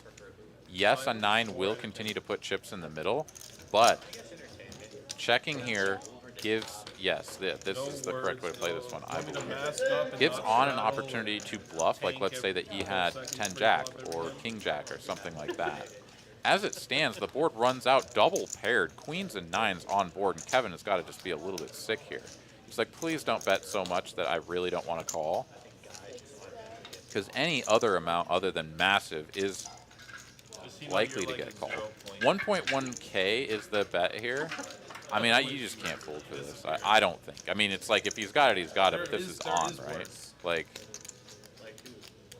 if Doug is doing this, if Ming is doing that, I mean, you probably just fold. Yeah, here we go. Kevin makes the call. And On says, yeah, you're good. And turns over 10-8 of hearts. So he had a gut shot on the flop and just tried to rep a queen or a 9 or something. And sure enough, Kevin finds the call and gets paid with the aces. Nice call there by Kevin. I like the heart from On, but sometimes just not going to get it through when they've got a hand like that. Would have been pretty tremendous, right, if he just like bets 1100 there on the end and gets Kevin to lay down pocket aces, but that is not the way the cookie crumbles, not this time at least. Ming is a 9.4. Is there a possibility you're gonna fold there? Another one of those sayings that's like, wait, what? 9.4. That's the way the cookie crumbles. Like, who came up with that? Scale from 1 to 10. How much you enjoy the person's company. You know, and they must have said it to somebody who had just had, like, their dog got run over, their house burned down, they lost their job, their wife left them for their brother. Well, you know, that's the way the cookie crumbles. And that dude just, like, shot him in the face. Like, I don't know. I can only imagine that's what happened, but 420 yeah. You got in, you had to I'm just a purveyor of historical facts here on TCH Live. I told you 420 or Doug here wins. Let's go, Doug. Shipping pots. I mean, I can call. It's just like Concert? All right, one more peek at the net earnings here coming up for I y'all. saw the Rolling Stones. Kevin here up over 4K, optimized, holding on to 2K that he didn't start seeing. Kevin, Garrett, Ming, and Doug all positive as well. Eric, Slicer, and On stuck. And of course, since Jordan was only in that seat for a while and Garrett has assumed the position, we don't actually know how he finished. I forgot to check that because I wasn't sure when he was leaving, and then all of a sudden he was gone and Garrett was in. But I think Jordan won a fair bit. Do you want your No, hand? fold that shit. Let's go. I could be mistaken, but I thought that may have been the case. In any case, we're on to hand number 35. That's your first mark. 4 fold, 5 fold. A plus until that. And On is right back in the saddle. 7 deuce suited. Let's go. Say that, and then when you want your hand. No. No. I always sacrifice for what's best. Both Garrett and Ming going to make the call. Speed. Doug here with the suited king deuce. I think this is a spot to peel one off. Yeah, your hand sucks and you're going to fold a lot of the time, but if you flop a club flush draw, you're only like getting coolered by one combination of hand, which is ace-x of clubs. And this is like an open and call, so not particularly likely. I would have liked to see Doug call and see this board with the king deuce. He would have had the best hand going into the turn had he made it there, but instead On is just going to get to continue barreling, telling his story, and then Everybody folds. He turns over the 7 deuce of diamonds. So we'll never know if Doug would have gotten there or how it would have played out. But yeah, a little bit of missed opportunity there, perhaps, for our boy Doug. Okay, you're not negative. There are people that are negative. No one. Broke the scale. This is 0.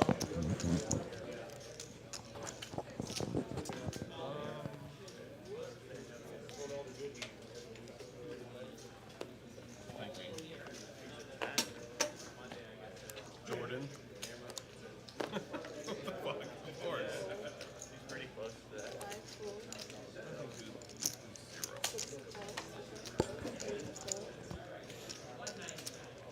All right, here we go. Some limping happening here on limping.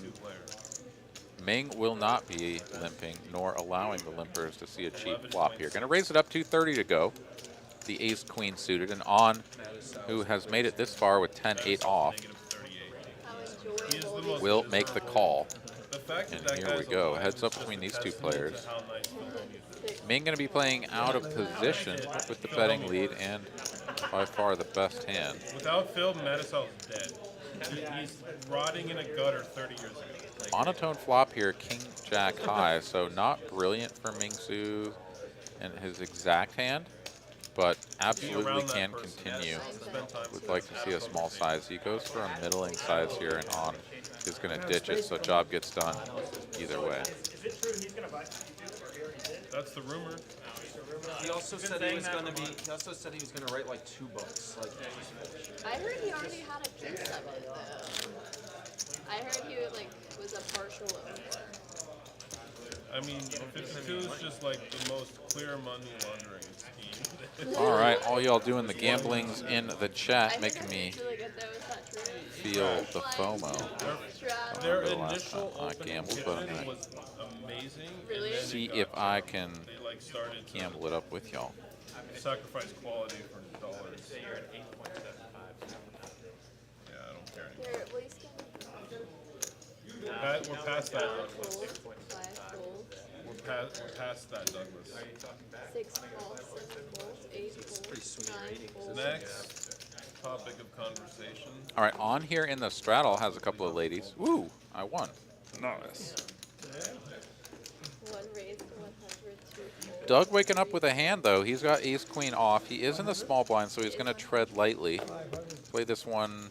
Oh, no, he's raising, of course. It's folded to him, and he's going to raise to 100. And now here comes On, pumping it up. 500 to go, and I know. Like a little sinister. Ming, who has the second highest? oh, On going for the limp free. That's what it was. Oh, of course, he's in the low jack. So this is a limp back raise from On, and let's see how Doug decides to play this one.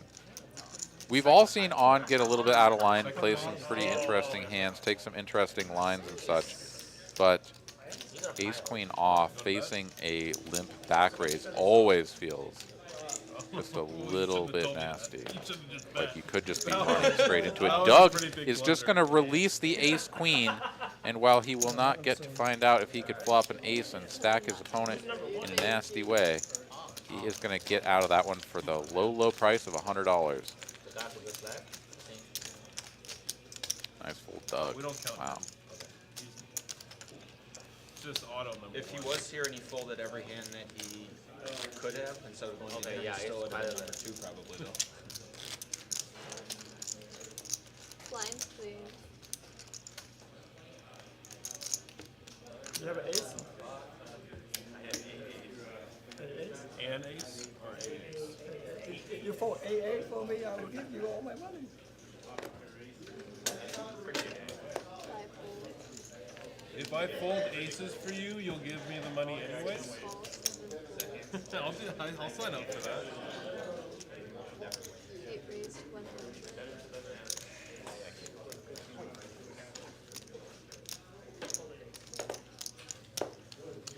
There we go. 9 raised, Check the top hours and the top points. I hope I remembered the 7 off. 4 gold, command for top points. I think just top points. Like, if I'm wrong, somebody correct me in the chat, please. We got a raise to 100 and a re-raise here from Ming. Ace 10 suited. Just top. Okay. Show a 7, Ming. Show a 7. 7 deuce. So Ming going to get that one through Ace 10 suited. Queens. Not good enough for Garrett to take one off out of position, and will avoid potential cooler type situation. Small blind Kevin.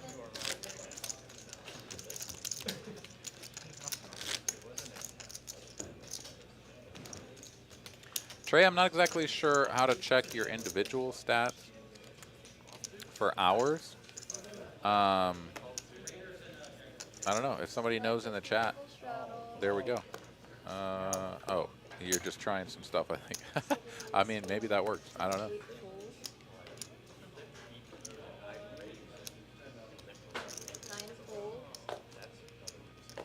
Easy peasy here says, is 2-5 and 5-10 considered high stakes? Seems kind of low. Well, in terms of the blinds themselves, yeah, no, that's sort of a low to mid stake for sure. But as far as the way the game plays here in Texas, 2-5 is very much a mid stakes game. 5-10 is considered like the gateway, I suppose you could say, the gateway to high stakes, because it's usually a 5-10-25, and the blinds do not really do it justice in terms of the size of the stacks. I mean, you can see it here, right? On here, showing down the king high and Kevin winning with the pocket fives. But yeah, I mean, you can see it here just from these stacks, right? Like, I mean, we're playing a 5-10 uncapped game, and you know, do some quick math. We're up to like nearly 50K on the table here. What is that? 24, 30, 38, 42. Yeah, there's nearly 50K on the table here in a 5-10 game. So I don't know. You can tell me if that's big or small in terms of what you're used to playing. But yeah, this is pretty spicy in terms of your normal 5-10. Yeah, definitely if you roll into like a normal 5-10 game in Vegas or something like that, you're not going to see anywhere near 50K on the table. Yeah. The 9 non-straddler. clubs, 10 of hearts. Yeah, that's my I range. mean, I'm in for Would be my straddles, but, guess. like, when I 60 haven't played a lot in Vegas. My range. From what I understand, there's like 1K or 1,500 or maybe 2K caps on the buy-ins, and they're raking out of Out of green chip, you the want players' stacks, right? Like, you it's just never going to play as big as we do it here in Texas. All right, here we go. King high board, couple of clubs, one heart. heads up. Kevin going to flop best with the second pair. As the pre-flop aggressor does check back. King of diamonds here on the turn, going to make him feel pretty good about his jack, and he's going to take a tiny little 1/6 pot stab here on the turn. Builds a little bit of value, and river's a full house. This could definitely get paid by Eric as well. It's a bet of 100 and shows down the jack there. Eric hoping to chop with all of Kevin's other ace-x type hands, but there you go. Gets paid, takes it down, moves up over the 10K mark. So, what are 3 roll at the table? Take another look here at some stats. Somebody straddle, no. Kevin with that hand almost up 4,500. Optimized still up 2K. Play bigger for free. On here, of course, stuck the most, down a smidge over 9. Slicer in the hole a little bit as well as Eric. Everybody hanging on to some pretty big stacks. Yeah, I mean, if everyone agrees, like the fair straddle. Well, see, I don't do that. I don't need everybody to agree. I just need gamblers. Ming has the look of a man who's going to play a hand, and there it is. So raised to 75. 3 fold, 4 fold, 5 fold, 6 fold, 7 fold. On will get in the mix with the king 8 offsuit in a troubling spot against Ming. Really doesn't want to see an 8 high board. It is a king high board, however, and that is good for on, as it will now be extraordinarily difficult for Ming to catch up. Checky, checky. Here we go. Heads up still to the turn. Carly getting relayed some information. Here we go. 4 of hearts now on the turn. Some funky gut shots and such just got there. On will check it over. Ming will bet 75 and quick check call here from On. Off to a river we go. Guess a bet of 100. No, it was 75. Yeah, incorrectly labeled there. And now 5 of hearts on the end puts a one-liner to a straight, and On bets his king. He does block the nut straight with the 8, so might feel a little bit better about this move. But Ming is just like, cool, I guess I just lose to everything. And here you go, take it down. Certainly a check over was not going to get a bet out of Ming. But yeah, On wins the pot one way or the other. No, people make it harder than it is. Seriously. West side, west, you sound like west side. They sit there, they're like, oh, I need to call this many hands. It's like, no, you have a good hand, you call. Bad hand, fold. Next. You see Wesley on the I don't watch him. I don't watch. Oh, Wesley? Yeah, I know Wesley. His name Wesley. His name Wesley, yeah. He at the beginning he says, "Oh, poker is so easy." And then, all right, Ming here, first to act. Once again, has the look of a man who might be playing the hand, and I'm all sorts of wrong. Gonna ditch that one. Oh, you guys over there socializing? Optimize, however, suited wheel ace gonna come in for a raise. 100 to go now. Eric will call, and Slicer here releases the queen 10 off. Moved it to his You grabbed one. No, all right, here we go. 3 players to a flop. Couple of suited Deuce aces. of diamonds one time. Carly fumbles the first card. It's a deuce of diamonds. With the jack and a tray behind it. Optimized flops a gutty. Too good. Garrett bottom pair and the best hand. Eric with You do know I saw the card, right? ace high and backdoor Broadway opportunities. No player controlling a diamond. 8 folds next hand. Yeah, I don't see this really continuing. Yeah, it just checks to optimize UC bets and wins. The wheel draw and the backdoor spades take it down. 1.2 seconds to act, it was over. Ragnar here getting into some in-depth poker strategy analysis. Good hand call, bad hand fold. Indeed. Grognar agree. Thank you. Grognar. That's my best caveman name, apparently. Betting against him. Seems like a pretty tough dude. I bet he was the leader of the pack. Just because Grognar. something should or shouldn't Gotta watch out happen for that or you dude. want it to or you don't Smack want you it with a to stick. have no effect on what's going to happen. All right, Doug And when here. you can spend a lot Gonna of play money this in hand. 5 votes, Ace Jack suited from the first position. You give me $4 billion, I'll make it someday. Slicer with a hand that he could have I'll played make as it a clean for a 3 bet, decade, but Ron. against the under the gun opener, yeah, I think 9-7 plays a little bit better. You're just gonna get 4 bet a little bit more by the under the gun opener, where a hand like 9-7, if you want to see a flop and realize your equity, is gonna play as a call. Garrett in there with the same inclination, playing the red 9s as a flat call. Ming in there with the 7 Dewey from the straddle, and we're just going to check all the way through to a free turn card. 4 of I hearts. think $4 billion's not enough. I don't want to work anymore. And Garrett here is going to go ahead and bet his effective second pair, which is the best hand. Go for a little bit of equity denial. Can certainly get called by an inferior hand, like an 8-7 or something of that nature. And instead, he's just going to take this pot down. Doesn't have to fade 4 players through a river. So, like that bet for sure. 100 million to 1. Garrett will just get it done. Oh, yeah, yeah. I was thinking statistically I should get something like 5 or 10 lights. Yeah, if you spend 5,000, yes. If you spend 5,000, you're gonna get something. Let's clear this up. I said, I'm going to get a Maybe Hope you guys are all enjoying the show, having a great night. Do appreciate y'all tuning in. About 215 of you fine folks hanging out with us here tonight. I know I have done my duty, obliterated the like button. If you would like to help us out, get our rookie numbers pumped up on the like counter, please do consider striking the like button for us.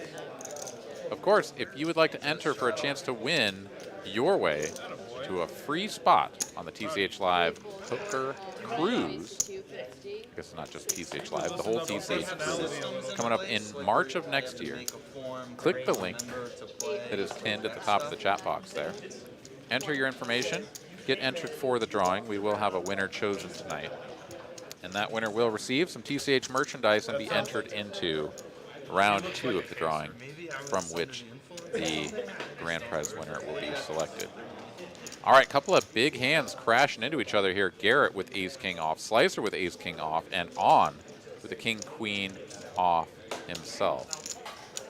Raise to 250, call by On, raise to 1K now from Garrett, and Slicer going to put everybody to the test with a big fistful of pink chips. Back over to Garrett here. He has to decide if he's going to play for all of it, as he is sitting on somewhere around 4K. It shows that he's got 3.3K in his stack, but we can see that that is not correct. Sorry. You know, 5150 is police code for crazy person. Oh, so no, it's already taken his 1K into the pot. I apologize. He does have somewhere around 3.2 behind. That sort of checks out. I think he's got a little more than that, just by eyeballing that. But at the end of the day, it's splitting hairs. Garrett does have to decide still if he is willing to play for it all with the ace-king off. I would say that the standard convention in this game is to call off with a hand like this and just hope for the best. Different players will have different approaches to these spots, for sure.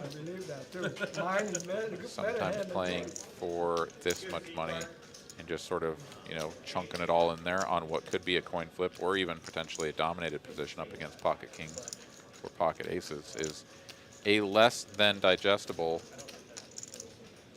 situation. Can I say that? No? Garrett here, of course, has not made any snap decisions, so he is agonizing over whether or not to put the rest of his chips in with a hand as strong as ace-king. Keeping it kosher, don't worry. And he's going to let it go, so Slicer going to push Garrett off of what is effectively just 50% equity. He turns the hand over, and Garrett will sort of roll his eyes on the inside of like, ugh, I could have gotten a few $100 out of that, right? Like, On's money was in there. We had the blinds and the straddles. So at the end of the day, if you chop that up, which you are going to the vast majority of the time, you just folded away a couple $100. No, well, way more than that. He put his 1,000 out there. He raised to 1,000. That's right. So there was 1,000 plus all that dead money. So really, at the end of the day, it was closer to maybe 750 that he folded away. Then you fold queens, though. So he didn't have to put his remaining 3,300 at risk to get that 750. 70 to snap all in, whatever. And whatever hand. anyways, Slicer happy enough to take that one down, of course. Shift the whole thing and things really I've never seen Eric tilt. turn around for you. Feel a lot better.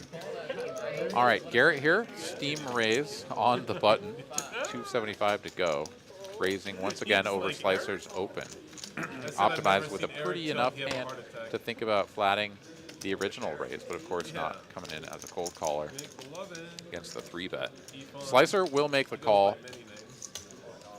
Small paired board here. One club.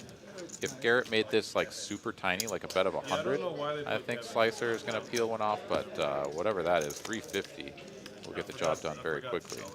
Is your name actually Kevin? Eric? Is your name actually Eric? Is your name actually on? Yeah. I believe you. You believe me? $500. I believe you. If you don't believe me, $500. That was the fucking easiest money you ever made in your life. All right, Carly will be with us for a little bit longer, maybe another 20, 30 minutes, something like that. At which point we will have a dealer change. I mean, Kristen would Very likely will be Jesse popping into the box. We'll do another dealer change, double board PLO bomb pot, and continue along into the second half of the broadcast here. But as of right now, we've got Eric in the straddle and On raising it up from early position. He did question it. He questioned. I wanted to make sure. I wanted to make sure. He did question it. And she said yes, it's mandatory. Doug on the suited wheel ace. He is going to go ahead He and was take definitely off a he flop was for not gonna 75 believe if he it. can. And indeed, Eric He will had to just get an call authority. Fair play, fair play. from the straddle. King, queen suited. So here we go. Multi-way action. 4 players to a flop. Queen high. A couple of clubs out there. I literally don't. We should see some action. Ming sneaking into this with like Jack 6 offsuit somehow. Checks all the way through. Doug is like, give me a club. And there it is, right on the turn. Doesn't have to wait at all. I'd actually like to see Doug check here, though. But he is going to go ahead and fire out. One bet. 90. This is also perfectly fine. But like with such a strong texture changing card, it's like, are you gonna lead on this board now with just like queen 8 of hearts or something that flop top pair, and now because it checked through, you're gonna start betting? You really aren't, and it kind of feels like you cap yourself at a pretty strong hand. You can always have some draws as well, like maybe 6-4 or something. You just start betting. As it stands, Eric makes the call with the top pair and gets a just brutal run out here for Eric. Stack to pot ratio just a little bit over 1. Doug here is on the effective nuts, but Eric on a very strong holding of his own. And Doug here, I think, should just go for it all. If he was going to bluff, right, like let's say he had like ace 9 or something like that with the ace of clubs, yeah, he would probably go all in to rep the ace high flush. So, I mean, there's definitely some merits to betting. I think Eric just has too strong of a hand to fold, which is very unfortunate for him. He's going to do some bookkeeping over there and see what he's got left, but he's got 1,000. He calls, this pot's going to go to just under 3K, so he needs to be right about 35, 37% of the time, something like that. I don't know. Do you think Doug is perhaps betting an inferior queen ever? Probably not. Queen jack, right? If you just start betting queen jack, maybe queen jack with the jack of clubs. Bets the turn for 90 bucks. I mean, very possible. And you raise, get called. Because you could ask him what the I don't know. square root of Kind of a tough spot. Anytime you think there's a combination of hands out there that you could be like, what's 3,820,000? that your opponent would value bet, and you beat that, you kind of feel obligated to call. There's really only one combo, and it's a pretty like squint at it sideways combo here for Eric. The rest of the hands are just like, good lord, does he do this enough with the naked ace of clubs? Does he do this with jack 9? Yeah, Eric makes the call. I mean, I think you just kind of have to. It sucks. I was in a spot like this earlier where I ended up rivering the second nut flush. My opponent overbets the pot, and it's like, if you fold the second nuts, even to an overbet, like you're just folding, you're literally folding everything if you can't call with the second nuts. And so I just sort of rolled my eyes and called, and sure enough, they had it. But like, you kind of just, some of these spots you just kind of have to. And there's literally always an exception to that rule, which is if you're up against an opponent who is nowhere near balanced. Like I folded kings pre-flop the other day, and I don't do that very often, but against this opponent, I'm pretty sure it was the right play. And you kind of have to, you got to go with your gut. You have to do what you know feels right.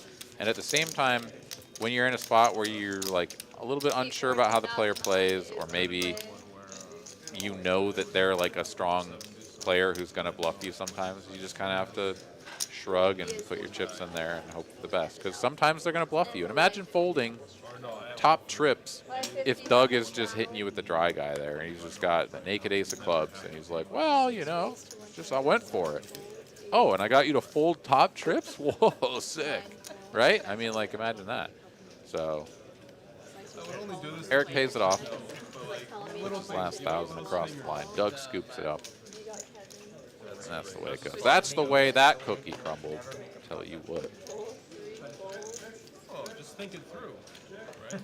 All right, here we go. Ming limping the cutoff with ace king. Doug Live raise to 600. limping the button with nines. And Slicer is like, screw you guys. I'm going to squeeze from the straddle with king jack off. And I mean, I think this is pretty standard, and it's about to get really nasty because Ming should be back raising here. He doesn't need to go too big because the back raise, the limp back raise already looks super strong. So if he makes this just like 1500, Live raise to 17. Yeah, 1700. Slicer, that's bad. Slicer, that's bad. and That's really bad. he makes it 17. Okay, so 1.7. I mean, yeah, at that point it doesn't really matter because Can't tell him. he has a stack depth where he's going to go for it, or he's going to go with it no matter what Slicer does. And you're now repping a really strong hand, so you don't need to re-raise very big. Is the gist. I mean, it's a normal back raise. Small blind. All right, 25 and 50 are on. Kevin not going to exercise his option for the 100. 7 fold.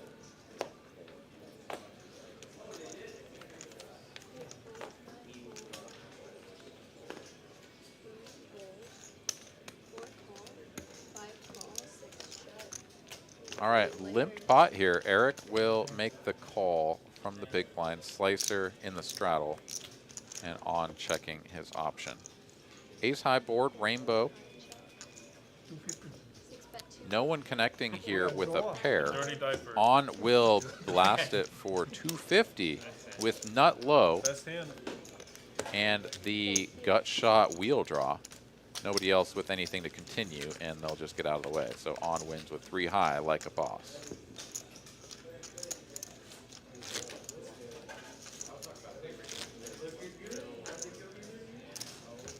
$7:57 Central Time here in Austin, Texas.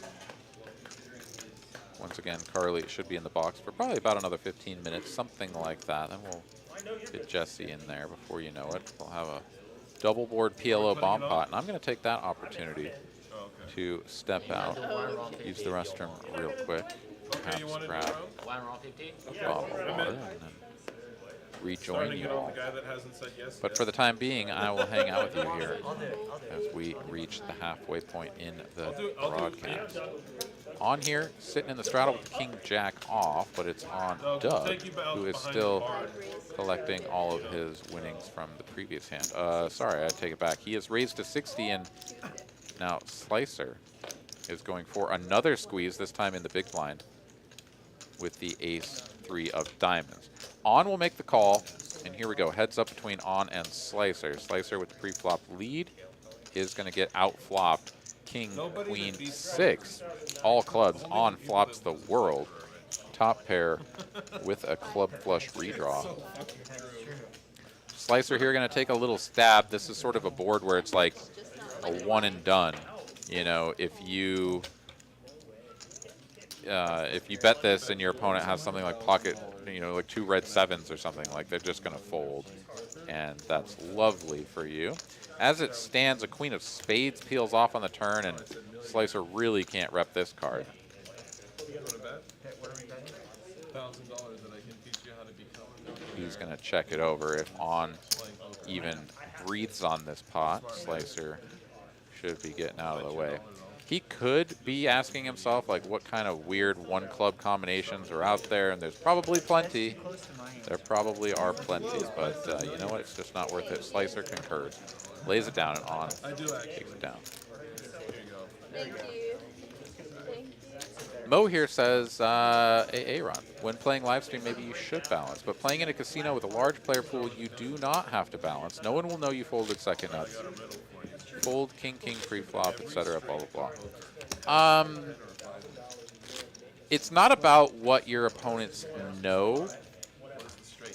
I mean, it can be. So it certainly can be. So I get what you're saying about being balanced on the stream, because your opponents might go back and like look at the tape or whatever. So I hear what you're saying.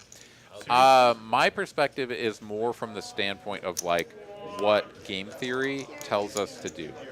right? So game theory and solver work, whatever you want to call it, right, is an analysis of how do I play this game in order to not be exploitable, and by doing so, make my opponents indifferent to the actions that I make, right? So if I bet X amount on this street, let's say we somehow got to this point and I bet this amount, my opponent in an ideal situation should be indifferent to calling or folding his entire range because I am playing perfectly. And you take two players in that universe and you crash them into each other, they could play infinite hands for infinite time and they will always end up break even because they're playing exactly game theory optimal. So balance is more about approaching the game from that perspective. I'm going to finish that thought because here I am rambling, and we've got a couple of players with top pair and another player with a club flush draw. Here we go, 3 ways to a turn. 3 of diamonds, just about the biggest brick in the deck. Slicer not improving to his flush. On here, not shy about continuing betting with the top pair. Garrett can't be loving life, but I certainly don't think you can fold. You also have some opportunities to potentially turn your hand into a bluff on some club rivers if you feel the need to. He is just going to release, though. Fold's the best hand. And now on Slicer, who is getting, yeah, not a great price. He's out of position. If a club comes and he bets, like donk leads the river, like what is On going to call with? Yeah, he just has to release and fold away that equity. On gets away with one there, as Garrett did have the better kicker. Anyways, just to finish that thought there, if you fold the second nuts against a random opponent in a random hand, then that means that you're folding everything. Because if you're going to fold the second nuts, you're going to fold the third and the fourth and everything else that isn't the nuts, right? So if you're literally folding everything except for if you have the nuts, then you're just like, you're hurting yourself is what you're doing. Now, you might, in a very specific situation, and that's being in general, right? That's a generalized statement. Now, against a very specific opponent who you know will never take a specific action, like going all in for more than the pot or something, unless they have exactly the nuts, then, of course, you can fold everything because you have that information. But, you know, the caveat was there of, like, you're up against someone who you know can bluff, or you're up against someone who's a little bit of a wild card, you don't really know everything about them, and you're folding everything except for the stone cold nuts, like, you're probably hurting yourself in that situation. Sort of like On folding top pair, top kicker earlier. It was sort of like, oh, like I just lost this big one, I got coolered, it feels like it's happening again, right? Like, let me fold this hand that On would like never fold, right? I mean, we're seeing this dude blasting away with top pair, no kicker, and then folding top pair, top kicker. So, you know, you see the dynamics of how players will change their strategies and such, but in general, your best hands, you just can't be folding those for your own sake. So I could have called them and been like, and I see this a lot too at the low stakes and in the tournament fields where maybe it's like a low to mid buy-in sort of entry point. You'll see people like fold these hands face up and just be like, oh, you know, you just have to have it, and they fold a hand that's like, oh wow, like if you're folding that, then you're basically folding everything. And you know, people just sort of convince themselves that their opponents have the nuts a lot, and they sort of are their own biggest obstacle to success. So just the tip, don't be that person. Sometimes you're just gonna pay it off, you know, you're gonna sigh, you're gonna roll your eyes, you're gonna put those chips out there, and they're not gonna come back. Anyways, that's my rant for the last 30 seconds to 2 minutes. Let's take a look at this one. Slicer has a couple of deuces in the cutoff. He's going to raise this up. On, just going to call on the button. I lied. There are more than 75 chips out there. On has raised. Graphics lied to me. And Slicer will make the call to the very small raise. So here we go. Heads up between these two players. That could work. Someone always gets in charge. Ooh, nasty flop here for On. Queen 7 deuce. On going to flop top, top, and this is a spot where he is not going to want to give this one up. Slicer here with bottom set and no reason to do anything other than check raise. Completely unblocking the top pair. Plenty of flush draws out there that On can have. And On is going to re-raise.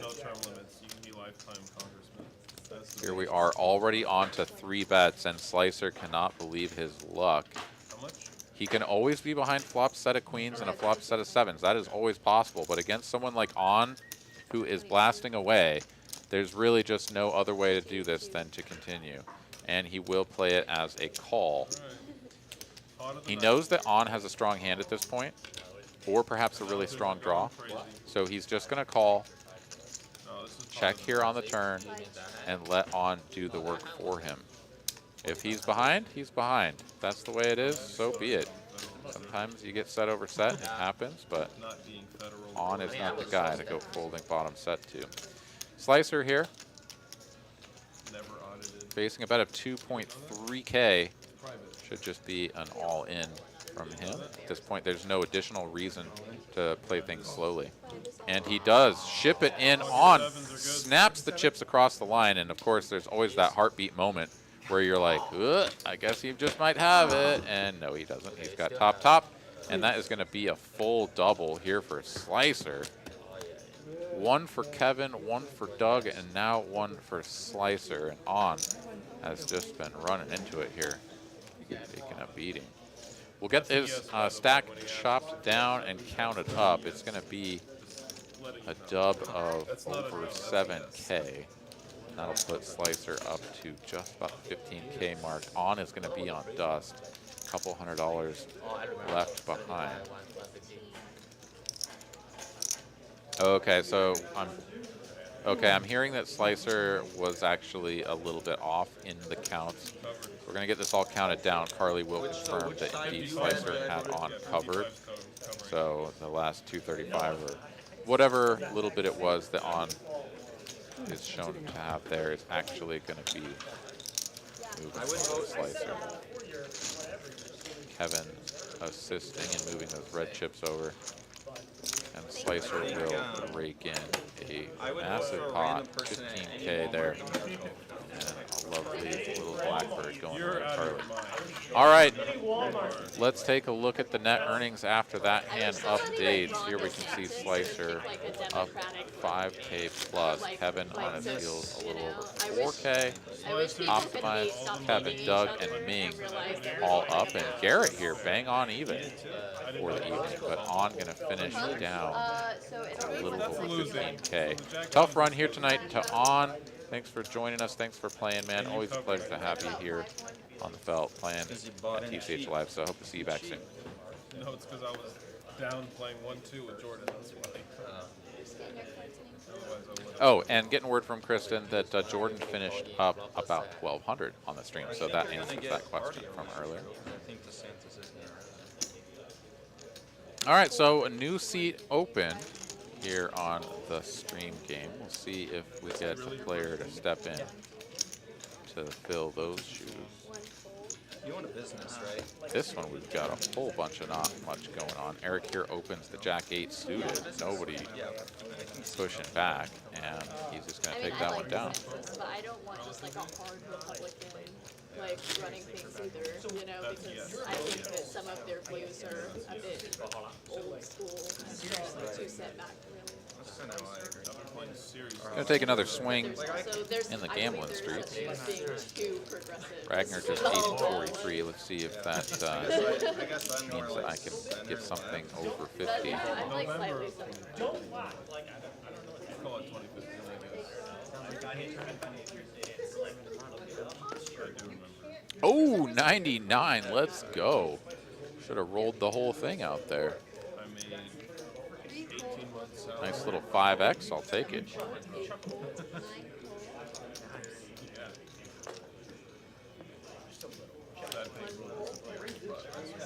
Heads up. Yeah, buddy. Yeah, that was spicy, spicy. Game over, Slicer. Yeah, all right. It's been fun. All right. For Slicer. 1 king, couple of I mean, if jacks. Slicer's out, I'm out. I mean, Ming here going to fire 25 into this He's the small only player pot, and that can, like, Optimize will release. So Ming will take it down with 6 high. beat, I guess. Thank you, thank you. Rocks online. Did it myself. Someone's planning a vacation over there. Pure skill with that roll right You there. have to Tell go you out what. of town. Rocks. We're kidding. Ah, Mr. Will Lottie here in the chat, knitting it up on a gamble of 10 points. Best of luck, Mr. Will. What? So do you want to color up? Ooh, 77. No, Nice roll, buddy. just kidding. They're just messing with me, dude. I know. All right, here we go. Kevin in the straddle position. You know how bad my eyes are? I thought the board was Jack-Jack, not Queen-Jack. Oh, you thought I flopped the boat? No, I thought the turn was a Jack and the flop was a Jack. Oh, okay. That's why I said pocket sevens, because I thought somebody had 3 Jacks, somebody had set. Oh, 9 fold. 1 fold. I didn't know we were just going to put in 15,000 with a pair. All right, Optimize will come in for a raise. After it folded to him in the big blind. Yeah, king 6 off, sort of obligatory. Kevin with dog shit will fold. And that'll be the end of that one. All right, here we go. Slicer will put the 50 on. These stacks have gotten quite deep. so if the other club that we've played at before just completely defunct now, no games run at all. Are you talking about 52? Yeah, I didn't know if you're supposed to. Still right around 50K total in chips on the table I don't between these 8 players. I mean, like, occasionally I'll look at Atlas, there's nothing there, unless it's so private they don't all private, which is why I'm like, how are you going to run a casino with everything? Ming here going to come in for an open in the cutoff. King 10 of diamonds. expand. Where's the 2-5 Holdem game? Well, Optimize King 8 suited. Sort of a 3-bet or fold type holding. Gonna let that one go. And Slicer will complete from the straddle. But a lot of Dominating diamonds, so we could see another cooler, but instead it's just going to be top and bottom pair here for Slicer. Beautiful flop for him. Ming here just going to check back. Not going to rep the ace. 4 of hearts now in the turn makes this board even more wet and wild. Slicer here going to go for it's not easy running one stuff. big bet here. 3/4 pot size continue. Or probe, I should say, and that'll just take it down. no, like, was it 7, 2-5 or was it like you It were was playing like 10, 20. 1500? Oh, okay. Lower position. There was back raises and Probably good back. yeah, not so. Another ace king Yeah, folded. yeah, they are ready for a bomb button. Ming's been asking. I don't think I could do that for Jesse's like, All right, hand number 57 underway, 8:15 p.m. Central Time. That's good. I think we're on pace to hit 100 hands plus. I think we should definitely Seriously, play. breach that pace. Breach 100 at this pace. 1 fold. Kevin gonna open from UTG, 75 to go now with Queen 10 suited. Kevin here with Ace King offsuit in the small blind, coming in for a 3rd bet. Everyone else out of the way, Kevin should likely be calling this, going to play this one in position, and there it is. Black chips flying across the felt. All right, Kevin first to act, and once again, Wish I could ask some follow-up questions, but I don't know anything. sort of nasty, raggy boards. You always love Ace King, and then you see a flop like this, and you're like, I don't play it. I don't play enough. to really Kevin here going to flop consider top pair and check it back. I don't do anything else. So. And there's the king I'm not- right not there done on the playing, turn. except I don't chase limit anymore. Nice card there Jim, for Ron. Kevin. Should start betting for value now. And likely a larger size. If he does have some sort of flop spade draw that goes for a check, or a backdoor diamond draw that picks up some equity, would go for probably a large-ish sizing. However, he's going to go 250 here, a little bit on the smaller side. Kevin is going to call in position, and here we go. 2 pair for Kevin on the end. It brings in the front door spade draw, so not a ton of options for Kevin to really keep telling a story that he's got strong value, but I would like to see a middling size here. Something around 400 is perfectly reasonable. He's going to check, and now actually I think Kevin can go for value pretty comfortably. And if in his mind he's like, Kevin has ace-king, then he can pick the right size. And my goodness, it's going to be a checky here. And Kevin going to slow roll this a little. For who?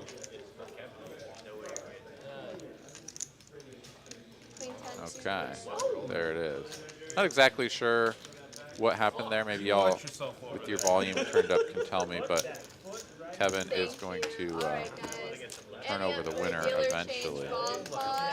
And yeah, I don't know. I mean, of course, I can see the cards, and I've been at the felt, on the felt, plenty enough times to know what it feels like to bet for value and check two on a river where the dynamics have changed a lot, and then you know you're opening yourself up to a check raise, and you're gonna hate it and everything. But like, people just, I don't know, they don't check raise enough, especially not on the river. You know, it goes check, flop, I think I'm gonna play the heads up. bet, call, turn, and then check, river, spade. Like, yeah, you could be value owning yourself if he has king, queen. It's definitely possible, but I think king, queen bets the flop, right? Like, The tournament is like all I don't know. It's whatever. At the end of the day, Winner advances. checking it back there. So there'll be 64 people, 32 will play. Let's take a look at some net earnings here after that last one. We do have Jesse joining us here in the box. I'm going to leave you guys with a PLO double board bomb pot You win nothing. and be back in just a You probably minute. have So to beat enjoy. like four. You probably have to beat like 4 or 5 people in cash. But it should get a lot of people to play because it's relatively low amount. Rebuy. Cannot rebuy. Wow, that sounds fun. Heads up tournament. And you can press. Okay. And so you'll be playing like this, and then there'll be another person at the table over here. They're playing their dealers? match, you're playing your match. Two So dealers. they got 2 dealers on one table. Yeah. The dealer will be sitting where I'm at. You'll be playing Kevin heads up, and then Doug and Eric will be playing over here. And then once you're out, you just wait. Or once you win your match, you wait. Is it a one-day tournament? I would assume so, but I'm not totally So sure. the buy-in is like 1K. 1K, yeah. 1K plus like $100 or whatever the rate is. But It's probably 1K and they keep 200. That's probably what it is. it is. Oh, it could be. I don't know. They gouge. I heard the tournament They is expensive. gouge you. You need to be 20% ROI to break even in that building. It's doable. To break even. I know you played some tournaments. ROI is like 120 for a lot of people. But yeah, I hear you. The fuck is this, dude? Give me this shit? Come on, man. Thought we had an agreement. 3 of a kind good? Can I say that? You want to trade hands? Sure. Oh, well, look, don't look, don't look, Fold. don't look, don't look. We're kidding, guys. We're kidding. Fold. It's not showing. Fold. I'm sorry, 7 Yeah, we're kidding. Played 3 of a kind. Pretty bad, though. Your pair is good, though, against me. That's what I'm trying to tell you. I'm drawing dead to your hand on both boards. That's how bad my hand was. You don't have a straight draw on this one? Yeah. Hit a 5. Dead and dead. All right, I got back just in time to see that somebody has flopped top set of aces. That would be Eric on the bottom board. What's he working with on top? Just a pair of aces. Does have a jack. That was the worst. Garrett there has flopped Broadway and has a jack of his own. Queen here on the end, so it's going to be aces up. Aces and queens for Eric on the top board, which is actually going to be the hand he's playing, as he does not fill up for a full house on bottom. Garrett here with the flopped Broadway straight. That is the nuts. Definitely can't be folding the nuts, even though your hand on the other board is just sort of a pair of jacks. You can be getting quartered, but you sort of interact with this well enough that you're going to have to make the call. He does, and after piling hundreds and hundreds of dollars into Any flushes? the He's got pot, a straight. He's got a straight down there. they are going to chop it up and each win 75 Some bucks. outs, a scoop up there. I had 3, 4. I had 8885. We chop.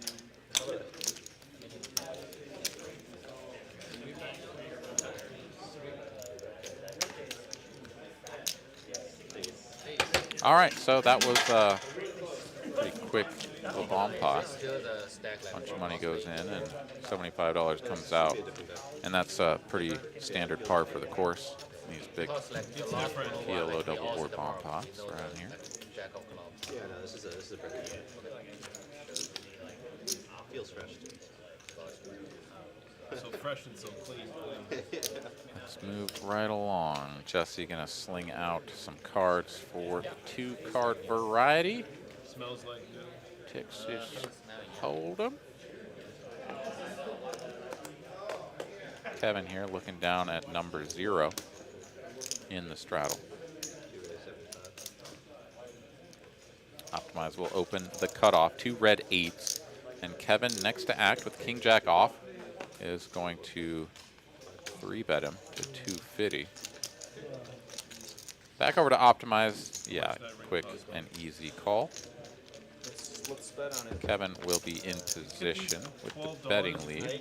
12,000. I have no idea. There we go. Jack high board, couple of 9s out here. Pretty good flop. King Jack can definitely play this as a small continue. 175 somewhere in that ballpark is how I'd play this, but let's see how Kevin goes about it. Most expensive thing I've ever worn was I mean, I got, 3,000. I gained some weight, so I 175 bought is more. the bet. So it like tied on the middle, so I just Optimize can't be given up just I yet. did like the look of the Couple of 8s on this board are going to be good. If his opponent has king queen, he can have pocket 7s. There's plenty of opportunities for him to have the best hand. You may have to shut things down on the turn or river, but can't go giving up that easily.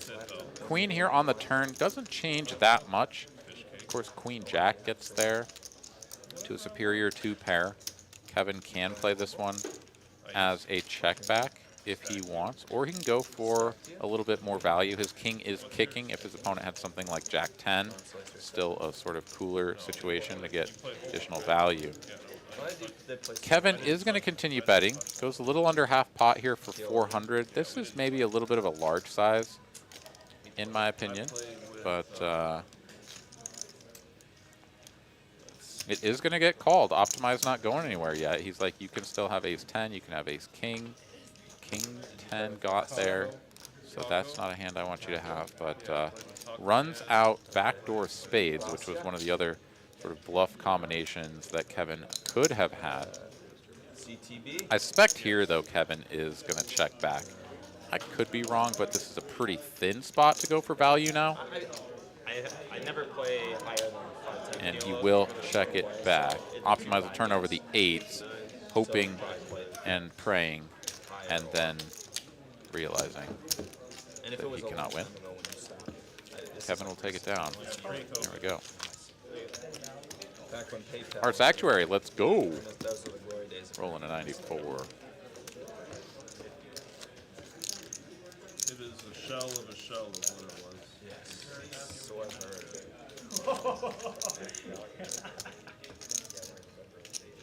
It's fucking raw. It's fucking raw. That's the guy's name. No. No? Camel jockey? Yes, he's around. You know who that is? No. I do. I'm gonna tell you. Ragnar here, mentioning that it's been a minute since we had either of the Davids in the booth. That is correct. And yeah, we need to get one or both of the Davids into the booth. That is for sure. An Austin player? All right, Garrett's in the straddle with a very nice hand. We'll get back to him in a moment as we've got an open to 75 from Doug, 3-bet from Optimize with 5s. And now, after Garrett makes the call only, Doug is lining up a 4-bet here and then just folds. Wow, okay, so a little bit of showmanship there. And then releasing. You know, Actually, a I'm pretty definitely decent spot to have gone for it, honestly. That's him. the higher IQ. Than me, yeah. Who else telling the story about Queen high flop here. Garrett an angle on him drills it, before I sat out? runs out That was 3 to a flush and 4 to a straight here on the turn. Garrett just going to keep checking. Optimized here, I mean, his 5s are never going to win this. Yeah, so that He doesn't have a heart, though, even. So this is just like a 0 equity bluff. So he's going to put 1 1/4 out there and see if he can get his opponent to fold like 6s or 7s, right? Like maybe ace 10 or something, right? I mean, there's just not very many combinations of hands that are going to fold, but he's going to take, for that tiny size anyway, so he's going to take a little stab and see what happens. Let's see if he goes for it here on the end. No, he's just going to shut it down and give up. Ace queen is good, and optimized, of course, will see that and be like, ugh, if I just pound it, for 1K or 750 even, right? Like ace queen is going to be like, ugh, I guess I fold.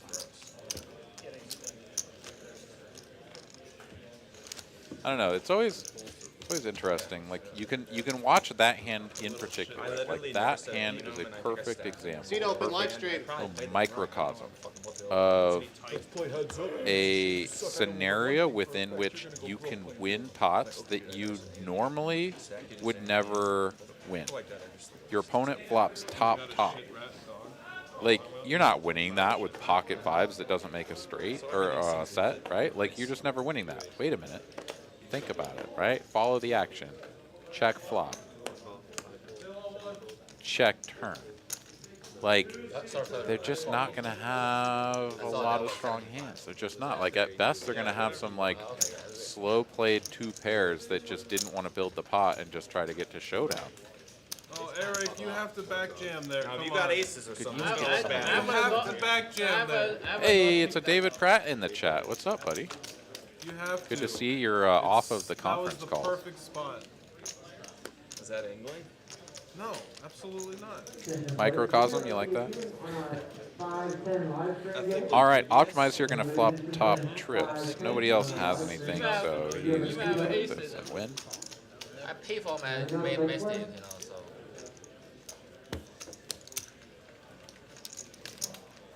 OMG, it's variant. Let's see, I gambled at some point, not that long ago. I don't remember exactly when it was there, Mr. Pratt, but if you would like, Different states. we can get after it here in a little while. Let's see. I have no idea.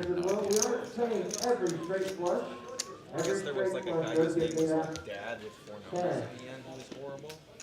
Or Dude.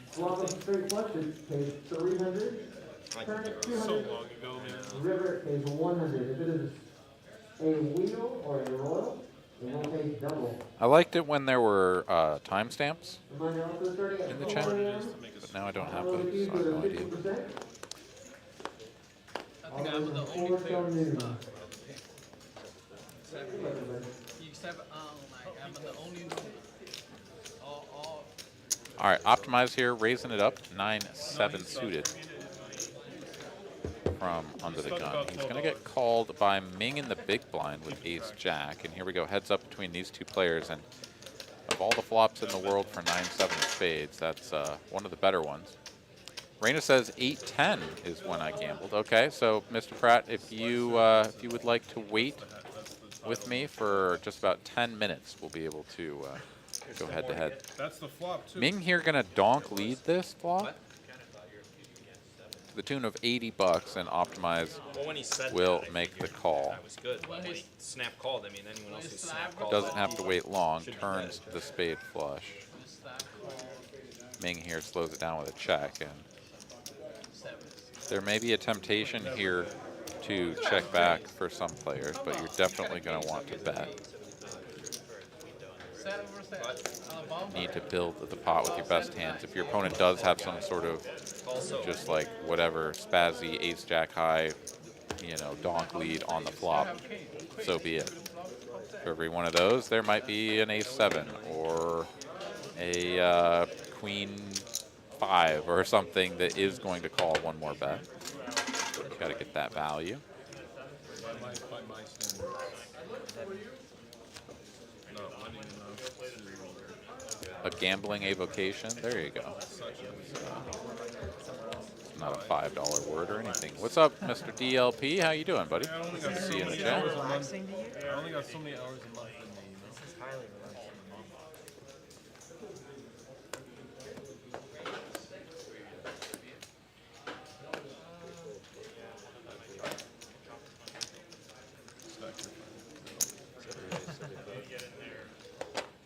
All right, Kevin going to raise this up. King 10 off, and Garrett will snap 3-bet him from the button with ace king off. Not looking to fold ace king off this time, I imagine, but Kevin will quickly release, and that'll just be the end of it, so Garrett won't be put to the test. Again. Doug rolling a deuce. Sorry, buddy. Pretty gross.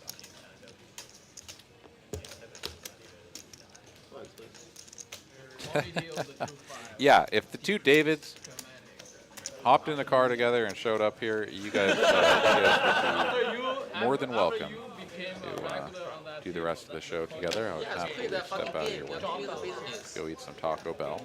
Killed the game. Before you show nigga, when I was a regular, And watch the show. My feet kicked up, you know. good game. All right, folds to Ming on the button, and he will be raising this hand, ace queen suited. And I take it all back. He's going to limp it.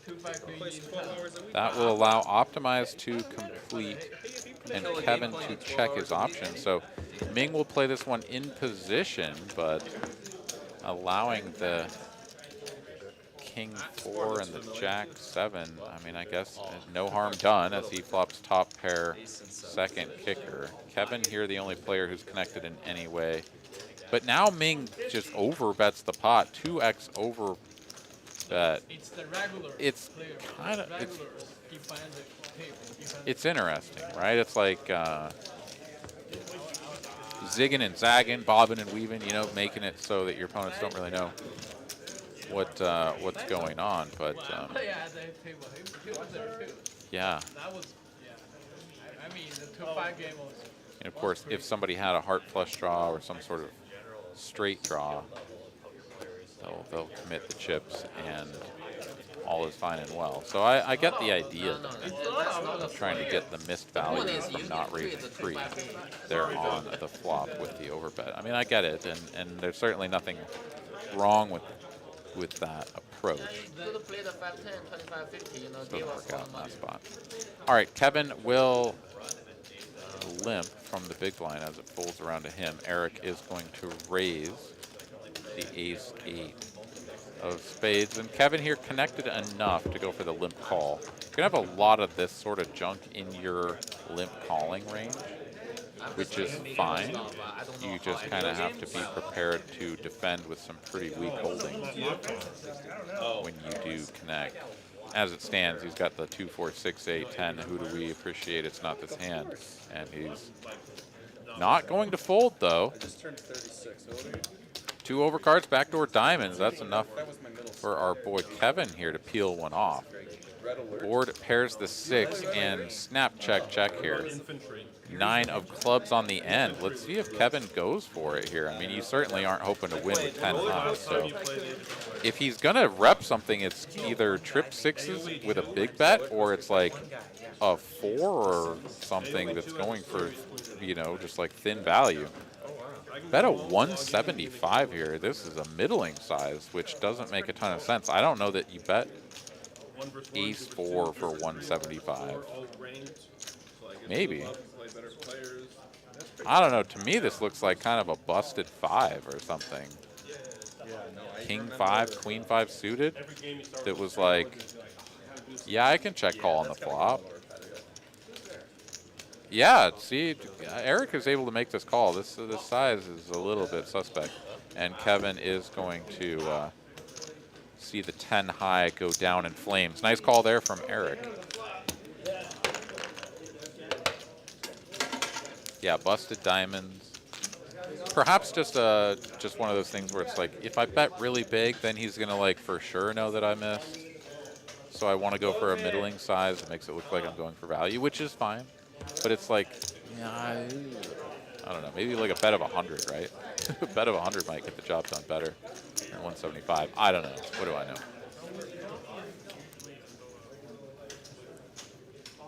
I mean, Red Alert. Oh, Mr. Pratt, I love Red it. Alert's the same thing. All right, 5 minutes until we can gamble. So we'll hop on that here in a moment. Kill people. Yeah, we played all those. But he played Age of Empires, but he never heard of Red Alert. I grind. Raised to 75. Kevin under the gun.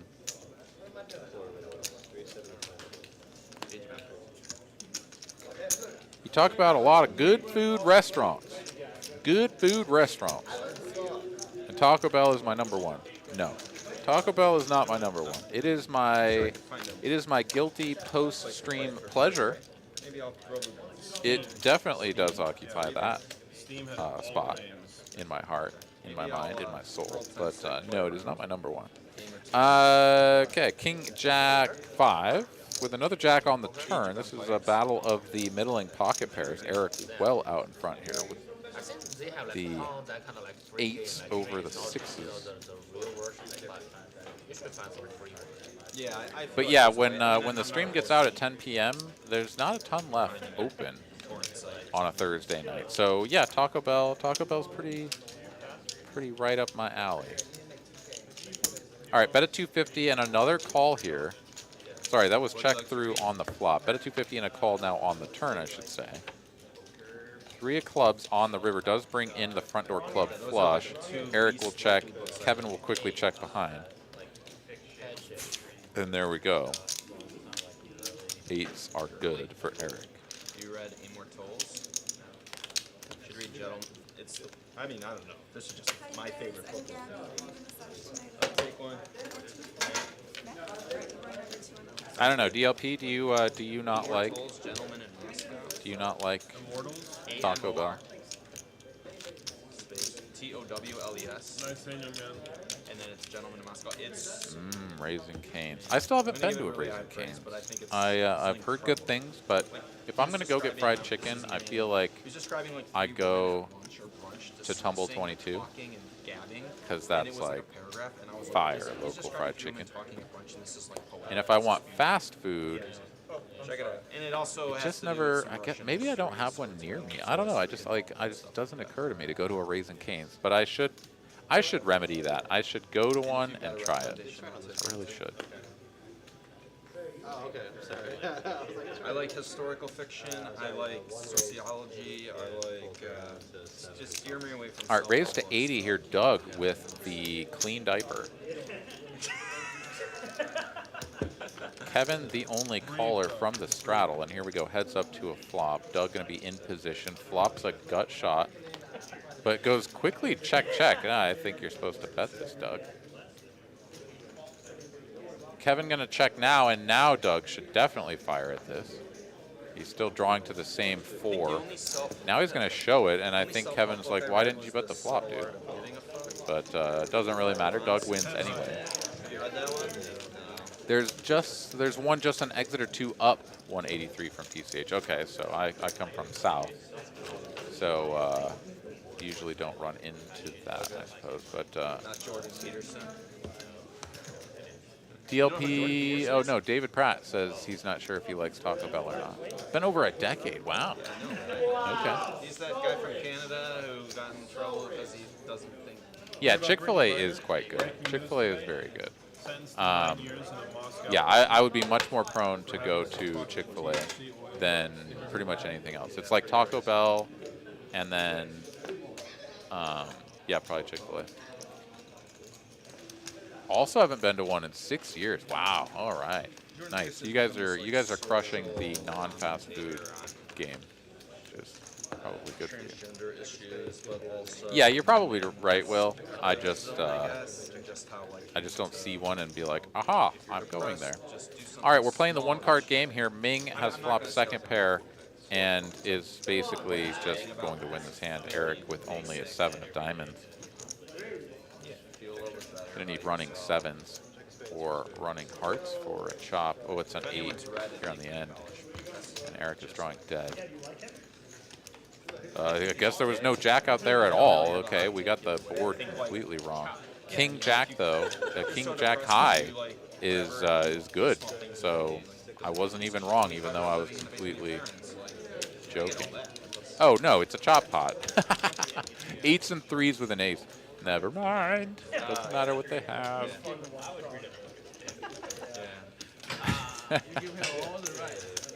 Oh no, Wendy's. Ugh. Gross. David Pratt. I just lost what little bit of respect I had for you. It's gone, man. It's just over. I kid, of course. You know, okay, so I will caveat that with I used to go to Wendy's quite frequently, and like I back in college, man, I would grub down on JBC's like nobody's business. So I feel the love for Wendy's, but then what happened was I got a job in New Mexico, and the only Wendy's that was in the area, I would go to it, and the buns were always soggy, and like, I don't know, I feel like I got sick there a couple times, and like, I just haven't been to a Wendy's since. Like, it was just bad. And I'm sure it was just that location. I'm sure the quality of the food at other locations is just fine, but like, I have just a permanent, it's like when you drink too much tequila in high school, right, and you can't drink it for a few years or whatever, like, you know, it's like that. P. Terry's, though, yeah. Of course, all right, here we go. Queen 6-6 board on the flop, a deuce on the turn. Eric is going to bet with the top pair and take it down. Yeah, Whataburger, P. Terry's, of course, those are all good. And I would say better. In-N-Out, of course, better than Wendy's. I just Wendy's just isn't my jam anymore. But yeah, I'm going to have to go to a Raising Cane. I'm going to have to do that. Mighty Fine. That's the name of it? No, I'm not really. Rudy's Barbecue has a burger shop, huh? Called Mighty Fine. Okay, I have not been there. Those things did happen. I will have to check it out. Okay. There's no others. Okay, all right. I'll check it out. Alice here. That's me with tequila. It's been 25 years. Wow. Oof. Yeah, that must have been a very traumatic experience. I luckily have recovered and can now enjoy tequila once again. All right, raised to 75 by Eric, re-raise to 250 by Kevin.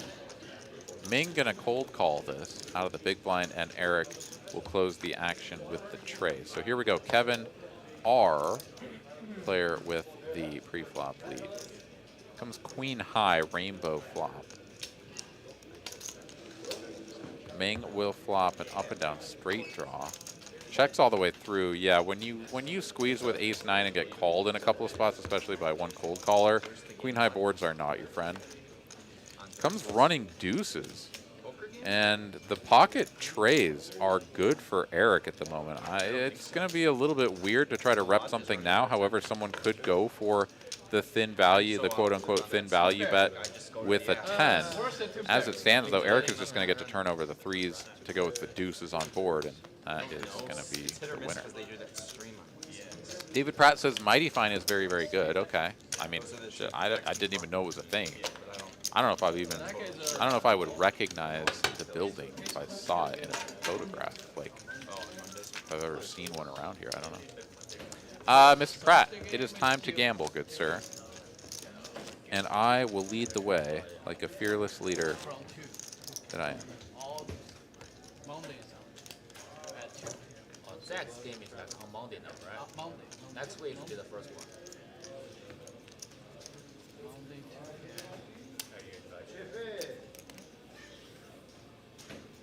Ooh, beat that, Pratt. Holy sheep aids. I'm running good tonight.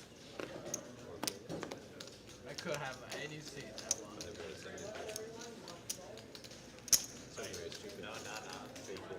Thank you, thank you, thank you. Running hot. A 99 and a 98. Very few players. All right, Pratt, if you roll a 99, I'll throw in an extra 25 cents. Want to play big? Slicer running his 9s into Kevin's aces. Tough spot here, and a tough spot for Mr. Pratt. Rolling a 19. Tough break there, buddy. All right, Slicer here finds a pretty attractive board for 2 9s. Likely to check call the 150 c-bet of Kevin. He does. Here we go, 840 in the middle. Both players very deep. Here's an ace on the turn, and this is actually a bad card for Kevin. I mean, we all are like, ooh, nice hand, Kevin, but instead, when you fill up like this, like your opponent just like never has anything unless they somehow, some way called you with like king, queen of spades, right? And that's the only hand that you have left to target because all the other pairs and everything else are just going to fold, just like the 9s do here. And that's just the way your life is. But you get to cooler the king high flush every once in a while, and it's okay. But it's just kind of a nasty card. If that comes a 3 of hearts, right? Like Kevin gets to size up there, and Slicer, being a balanced player, is going to have to check call once again and reevaluate there on the end. But not the way that cookie crumbled right there. It off. All right, Culver's, there we go. David Pratt talking about a mainstay from the Midwest. Culver's, fantastic comfort food for sure. All right, let me update the spreadsheet here. Got to get some more dollary dues from my man Pratt next time I see him.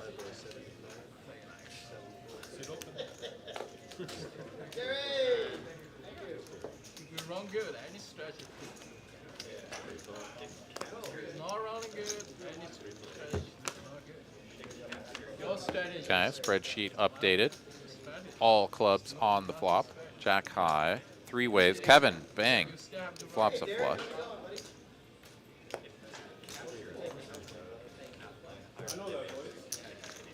Half pot bet and everybody snap pulls, so Kevin will not get any value out of that. And was he the pre-flop aggressor?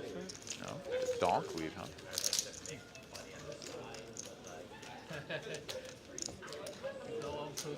Too much effort. All right, let's take a look at some net earnings here. We haven't looked at that in just a moment. Slicer here has retreated a little bit from his peak, still up a solid chunk, a little under 5K in the black. Kevin, hot on his heels, up over 4K. Kevin, Doug, Optimize, all up over 1K. Yes, I do. And then Ming and Eric up a little bit, Eric down a little bit. And of course, On, who has taken his lead, I'm pretty sure I'm ahead. was stuck a solid chunk. I was always betting the turn, and I was like, this motherfucker.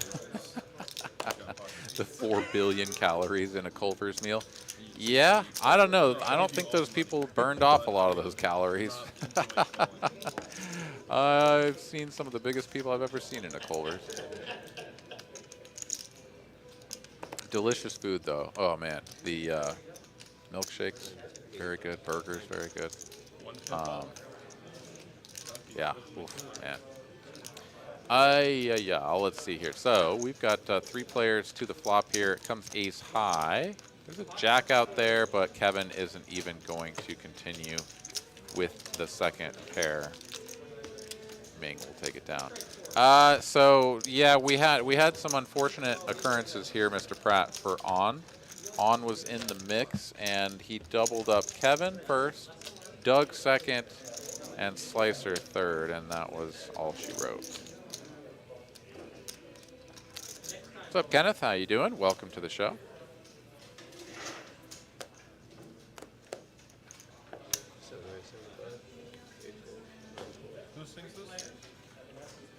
All right, Slicer in the straddle.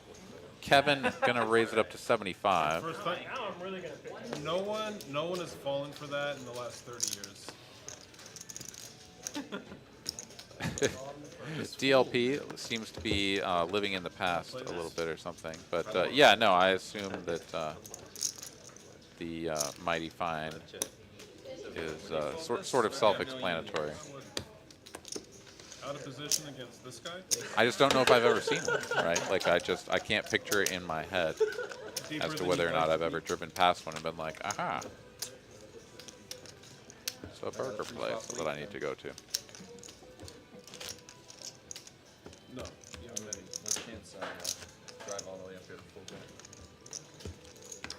up here.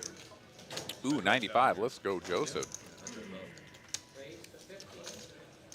All right, here we go. Kevin in the straddle. Garrett going to be first to act here. As we approach the 9 o'clock hour. In Berlin, Germany. No, it was in Berlin, honestly. Ming going to raise this up. 100 to go with the ace deuce of spades. Doug, with a twinkle in his eye, will fold the king nine of diamonds. Just folded the main event winner. Right As there. will everyone else Queen deuce. Nobody knows. with their substantially inferior hands, and Ming will take it No one down. knows the queen deuce took it down this year?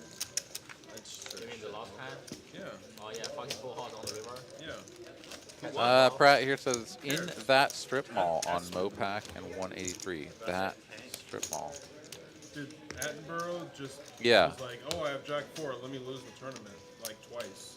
Just like, all right. Breaker and 183. Okay. Okay. A pair against Okay, Breaker and 183 is also where the Taco Bell is, so there's one right there, you're saying. Okay.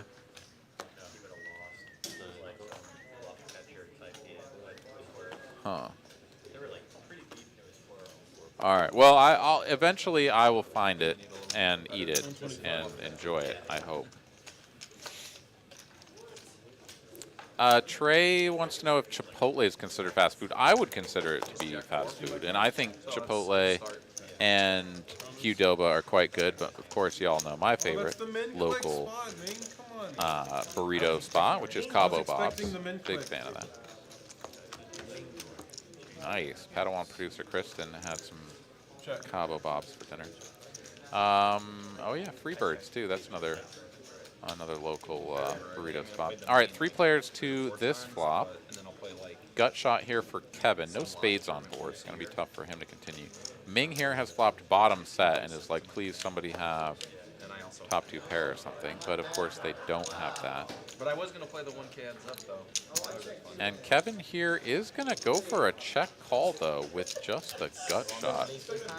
This is a pretty bold play. He's just like, yeah, try it once in a while and drill an 8. Are you kidding me? How does he do it? Kevin finds the very rare gut shot bink on the check call line with no backdoor flush draw. Ming here still with equity to a full house and obviously still thinking that he's betting for value. 3 1/4 here. Ming is like, oh, you want to see how much I have? Please put more money in the pot. Little does he know, he has now stepped in the bear trap that is Kevin Razor, and he has the Inklings on a raise coming at you here in just a moment. Got to think of a size that gets all the chips in on the river. I suspect this will be somewhere around 1,200. Hey, 1,200 it is.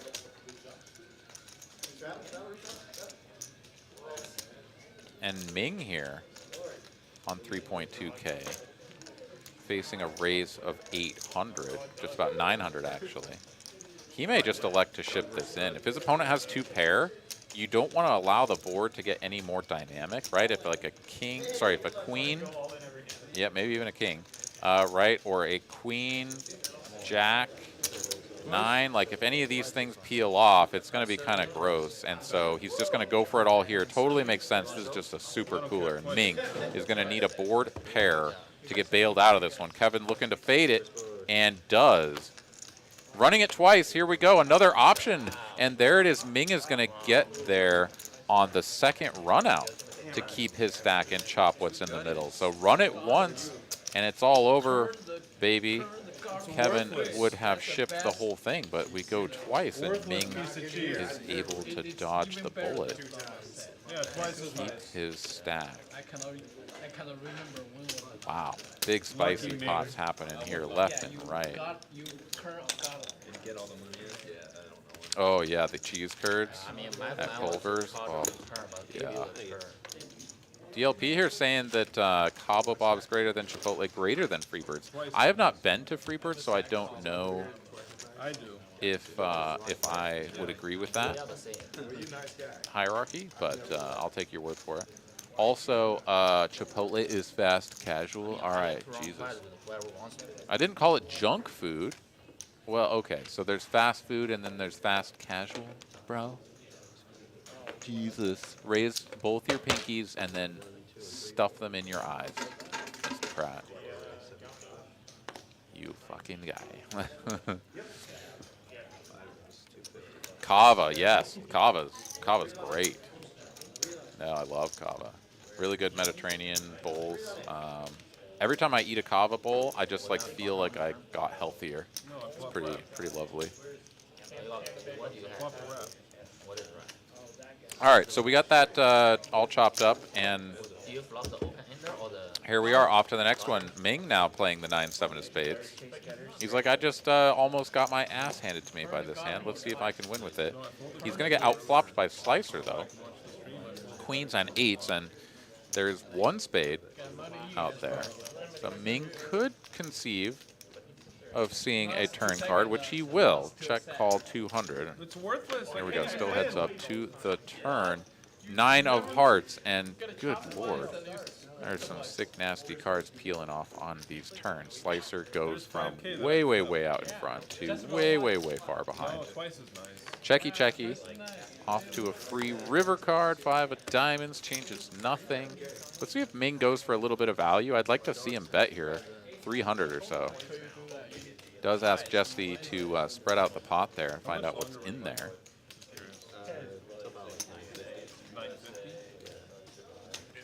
I think if he bets 300-400, he's going to get called. He could even go for a big chunky size and make it look like he's bluffing. Wow, all right, let's go Ming. Bet a 700. Going to make it look like he's bluffing with busted clubs or some sort of, I don't know, it's kind of tough. Like 7-10 is actually a possibility, but Slicer blocks 7. I don't know, this is a tough spot. Slicer is in a spot. He's going to make the call. I think that's just one of those spots where you do have to make the call. That's my hand. And it's kind of nasty. Oh, did Ming not expect to win this? Oh, when he got called, he did not expect to win. He was bluffing with the best hand, I think. Wild. The inadvertent sick value bet by Ming there. Well played, buddy. I see a million. I mean, that Wesley is like just I don't know, like poker is easy. I make so much money. Look at me, you know. Oh man, y'all are just continuing on this fast food / fast casual food kick that we're on. Like, no, this is why I won the big pot. I'm super hungry now. Like now, I don't know, dude. I got an hour till I can go get Taco Bell or perhaps something else. I'm gonna actually have to peep the maps and see if a Raising Cane's or something is open late. Maybe some intrepid detectives here in the chat can look up a Raising Cane's near TCH Austin and let me know if it's open till 11 or later. No, that's hint, it. hint, wink, wink. Should have said yes. All right, heads up between Optimize and Doug. Doug will flop the nut club draw. Still does just have the best hand with ace high as well. He's going to fire at 2/3 sizing here, and Optimize with some backdoor stuff is going to peel a little bit on the speculative side, and 7 of diamonds won't inspire anyone here, but Doug, let's see if he continues betting here. It's a bad card for him to bet. This is the straddles, battle of the straddles here. And when the second card pairs, like, how many 7s are you betting on the flop? Yeah, okay, Doug does slow this one down. And Optimize, this is actually a great card for him to represent. He also has 1 club and 1 diamond. I think he has just about the nuttiest zero equity bluff hand combination that he can have. Optimize concurs, and he is going to fire out a small bet here, though. Okay, that's 350. I thought it was 250. So just about half pot size bet here. I would go bigger, because imagine that you have 7-6. Front door clubs are there, back door diamonds are there, and you're on 7-6 of hearts or like whatever. No, dude, you're gonna bet huge. 350 isn't Today, quite yes. credible. Maybe. And I think Maybe Huge today, would have gotten Doug to just fold the best hand and the best draw right there, but as it stands, he goes for the check call, drills the deuce of clubs here on the end. And now let's see how Doug plays this as well as Optimize. Just slayed this little bastard that's been flying around my head all night. I got him.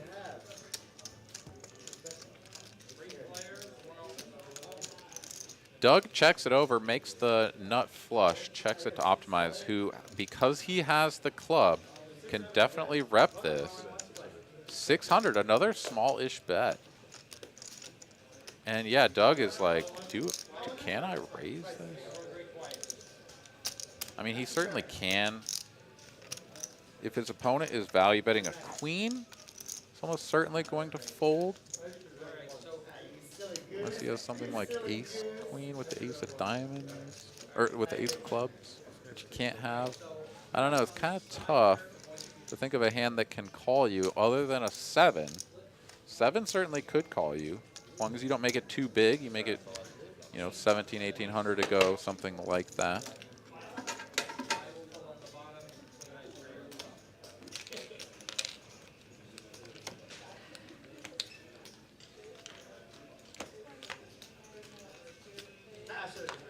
And Optimize watching Doug cut these chips out is like, oh, cool, I guess I stepped in it. Yeah, there you go, take it down.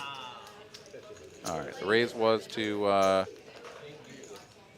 yeah, 1500. Good size there from Doug, trying to get paid by a 7. It's not to be, and he will take it down, though.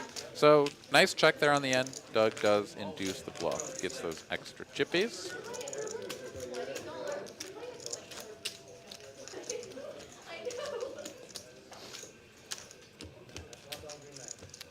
Yeah, the Wingstop down the street stays open till midnight. Yeah, Wingstop is fine. Pluckers and whatever. Probably not. Oh, so north of here. Okay. North of here on Lakeline open till midnight? Okay. All right. If I did think I was, I would never. Yeah, I may go give that a try then. After all the actions, so you was that 25? Still give you one more chance. Thank you, DLP, for the breakdown there. I imagined that was the case. So Subway would fit in with the fast casual, I suppose. I think I don't know what his last name is. All right, Kevin here raising to 75 with a couple of jacks. Eric will 3-bet him with a low jack with ace-king off. Doug on king-queen suited here in the big blind. And this is a under-the-gun open and a 3-bet from next to act. Yeah, folding the king-queen suited here is actually, I think, just the best play. If you knew that these two players were particularly splashy, you could go for maybe a 4-bet here. The cold 4 from the big blind would look really strong, and maybe you could push those players out if you think that they can be up to no good. But yeah, otherwise, just folding the king-queen even suited there is going to be the standard play. Kevin does make the call. Wait, is Ming in this flop? In this? I don't know. I don't play enough live to So wait, so Ming is in the hand. Okay. I don't. Okay, so Ming is in there cold calling from the small blind, but he does not have 10-5 somehow. So check, and Eric bets the ace-king. Now back over to Ming. I do apologize. Anytime we have these misreads, it does just make it harder to follow exactly what's going on. Here we come in with a check raise, 705 from Ming. And Eric with ace-king here. I mean, this is just a spot, right? I mean, whenever you have ace-king and you're the pre-flop aggressor and you always have this board with the best range, and someone raises you, check raises you, you're just like, Lord, why me? Like, please just have queen jack of diamonds. I guess we get it all in, and I close my eyes and hope for the best, right? But like, do you just have ace-10? Do you just have a set of 6s? Like, am I just always dead here? take the top 10 and whatever you're ranking. People just don't do this. Take the, They either, it's either like really inexperienced players that will, well, the check raise, I guess the inexperienced players don't even usually implement that. But like, I guess it's more the donk lead, right? Like the ace high board where you just, you're all over it and they just like donk lead into you. Oh, thanks. High praise. oh no. not Eric really. makes the call. Pot swells up to 2,200. Eric with just a little bit more than that in the stack. Yeah, if that. Pretty inconsequential 5 of hearts here on the turn. Yeah, that's It shows Ming with 2 pair here, but we do know that this is not actually what he's holding. After check raising the flop to 705, pot size bet remaining, Not when I call. does Ming continue? I'm down 11. And he does. He goes all in here, and I think Eric is going to have a side call off. no, twice. I don't know. This is like pretty gross. But again, it's like if you go folding ace king here, what are you calling? Ace 5 and better? You would have folded ace 5 on the flop. Okay, so ace 6 suited if you ever decided to get frisky with that pre-flop. That's the best you're calling with? I don't know. You kind of just have to call. It sucks. Very kind of you. And you're going to get felted a lot of the time, and every once in a while he's going to have some sort of combo draw. Okay, he's going to fold. Eric is going to fold top pair, top kicker. And does Ming show? 10-6. So it wasn't 10-5, it was 10-6 suited. Okay, so basically the same thing, and 10-6 just coming out of nowhere to flop bottom 2. And congratulations, or well played, whatever, by Eric there for getting away from it. I mean, that's the I'm losing, I guess. Ming is one of the few players that isn't probably going to attack with as many bluffs or any bluffs. I mean, who knows? So Eric correctly just getting out of there. He does have a fair bit of experience playing with Ming. So perhaps this is something that Eric just knows. He's like, no, it's just, I'm just not doing this. I mean, I didn't know that. Good fold. Getting blown up here by DLP in the You know when chat. you He can see says, a card beat both got a and raising both canes. It It closes at 3:30. All right, perfect. This is probably, oh, this is a different one from the one that Kristen There's was one telling me person about. that I know that I This one is down on, south. Literally one person. I mean, like when I Not was too far from the just capital. starting to Okay, play cool, a lot, man. like, If own I a do house, decide to go so I and like get to some own raising myself. canes after this, I think we'll Everyone go to the wrote one just up north on Lakeline, just a few exits up front. And Eric But was thanks, the man. only Really one who appreciate you knows looking that up for me. And thanks to Kristen. Thank you as well for looking that up. Kevin here flops top pair, bets and wins. That's the end of that one. He's an Austinite. You moved to Dallas. I'm not. So what's good there? What do you guys got? Just chicken fingers or chicken tenders or I bet one. Like what? 12 I don't times like for to 5 eat a bunch days. of The board was like 4-9 jack bread. So like if it's a bunch of sandwiches and shit like that, jack, and he goes pick one. probably what I would He shy showed away me the from. 10. But what do you get at Raising Cane's, Kristen? So if I call, Just tendies? I roll too bad.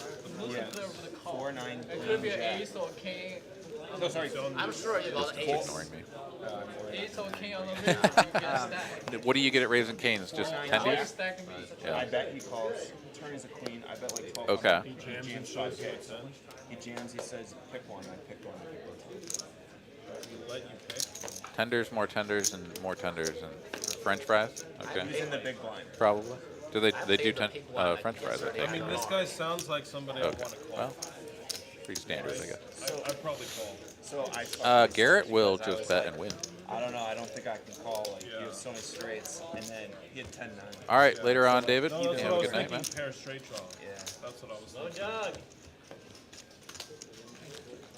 Trey wants to come down and commentate at TCH. Do they ever give that away? I mean, that would be kind of a fun little thing, but no, we don't give that away. You can imagine that allowing any old random stranger to come into the came booth in and hopes there was no command seat. the You should airwaves say could be no. a little bit dangerous, but I hope you understand. Small stack to big stack, you know.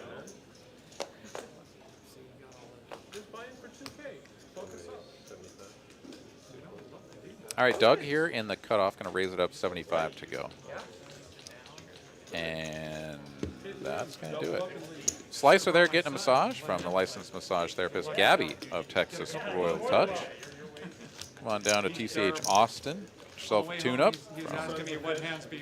Texas Royal Touch, $1.50 a minute.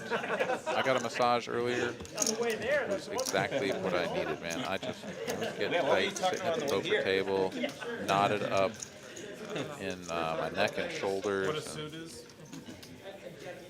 got me feeling substantially better. And then after some chicken tendies, I'll be ready to go, man. Get him out of here. Cut him off. All right. It's on Ming here, who is trying to decide if he wants to play the 10-3 suited. He's like, I can win with 10-6 suited. Why not 10-3 suited? Why not, indeed? Pretty sure you have, yeah, no option, 100%. He didn't change the action. He's right.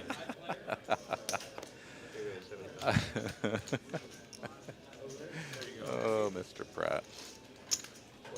Want to test my hand again? No, but block. You call I'm all in the blind. 325. This hand. All right, Eric raising it up with the 8s in the small blind. Kevin will release from the button. Playing the 9-7 of spades. He's seen some other people get away with some big pots winning that one. But it's not to be this time around. You got to have faith, man. You got to believe. You got to take it all the way to the flop. I know he can raise me, but when he calls, I should be able to change my bet, no? No, he doesn't change the action. What I mean is once you make it 75 and it goes Uh-oh, we've got a Texas barbecue war in the chat. You're just fucked there. You're just like Just getting getting completely crazy, wild and crazy here on TCH Live. But I don't do that. I told you I will call. I He call should be 75. able to change his I size. think I should. Yeah, I should be able to change the size. I think I should. He's 100% right. All right, on to the next hand we go. $25 straddle on Garrett.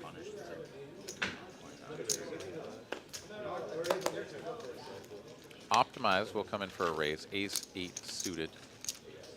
And win. I used to be There you better go. at that. Take it There's down. two of them. If I tell you I'm Let's calling, Let's take a look at some net earnings. One red to him. Trust me. Kevin, up over 10K in the stack. Nearly 4,500 No, in like black. both of you Slicer at the auto turn. taking a little bit of a hit Yeah, I mean, I after want to do running anything like both of you already act. Ming on that one If I hand. call, I will call. If I say call, I'll call. Still up No, I 3.5K. mean, Ming I up call nearly here, 3.5K. you raise, Hot if on the you heels still of raise there, Slicer I there. call you Dug 75. up a That's fair what bit, my getting the point. double up the final, or the That's what I second, was trying to the make it all. middling double up through on. I swear to God. Kevin up as well as Garrett. Optimize has just barely squeaked down below even. And Eric is stuck 1.5.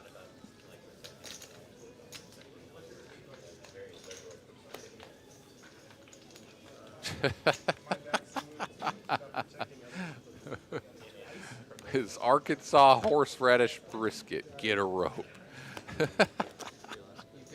Oh, man.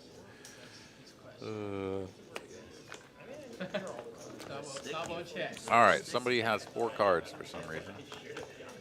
Oh, it's probably everybody has 4 cards for some reason because we're doing a PLO double board bomb pot. Okay, that's what's going on. Came out of nowhere. I wasn't prepared. All right, a bunch of hearts out there. Unlikely that anyone has a flush. Even more unlikely now that we see yet another heart peel off. Still possible, of course, and if anybody does have 2 hearts, they should feel quite good about their hand. As it stands, we've got Eric betting with, he's got trips on top and 2 pair on bottom. No heart blocker, but none really needed if nobody else has 2 hearts. And yeah, I mean, there you go. Just bet $100 and take it down. Eric That's wins, literally what I was. and I 4 got card queen is deuce, so over. call. Mr. Pratt, I think gamble time is soon. It is soon. Could be right now. Andrew is not playing today. Remember last week, Andrew was here. Andrew asked me so many information, so many stuff about Bitcoin. Like, yeah, he like he's promised, he promised me one favor on the table, so I'm gonna Let's give it the old college try here. see if I that's won, so I'll go first. Uh-oh, both Trey and Hillbilly getting in before me. Let's see what they roll. Trey gets a 46. I'm fine with that. Just, Doug, let me hear that one more time. Hillbilly took the 1. Thank No God. chance. Sorry, buddy. I got the 64. And all right, Mr. Pratt, No, this is on the you to beat a Super Bowl. 64. Jordan, I'm kidding, buddy. Okay, cool. I'm kidding. The ace king. I just want to hear it again. Ooh, 33. That's going to be another dub here for the good guys. $40 in Raising Cane funds coming from my buddy Pratt. I love it. Running pure here tonight. He's folding. Running pure. Pesto dish. He's folding aces. Thank you, thank you, thank you. All right, Ming here raising it up. 285 to go. Nice little squeeze I have no misses on that. from the straddle position. Kevin will make the call with the 2 red 6s, and Eric doesn't want to play man in the middle. He would have actually had position, so could have taken off the flop and played this one with the king 9, and instead he folds and would have flopped the second nutties. As it stands, Ming is going to flop best with second pair, top kicker, and a gut shot to Broadway.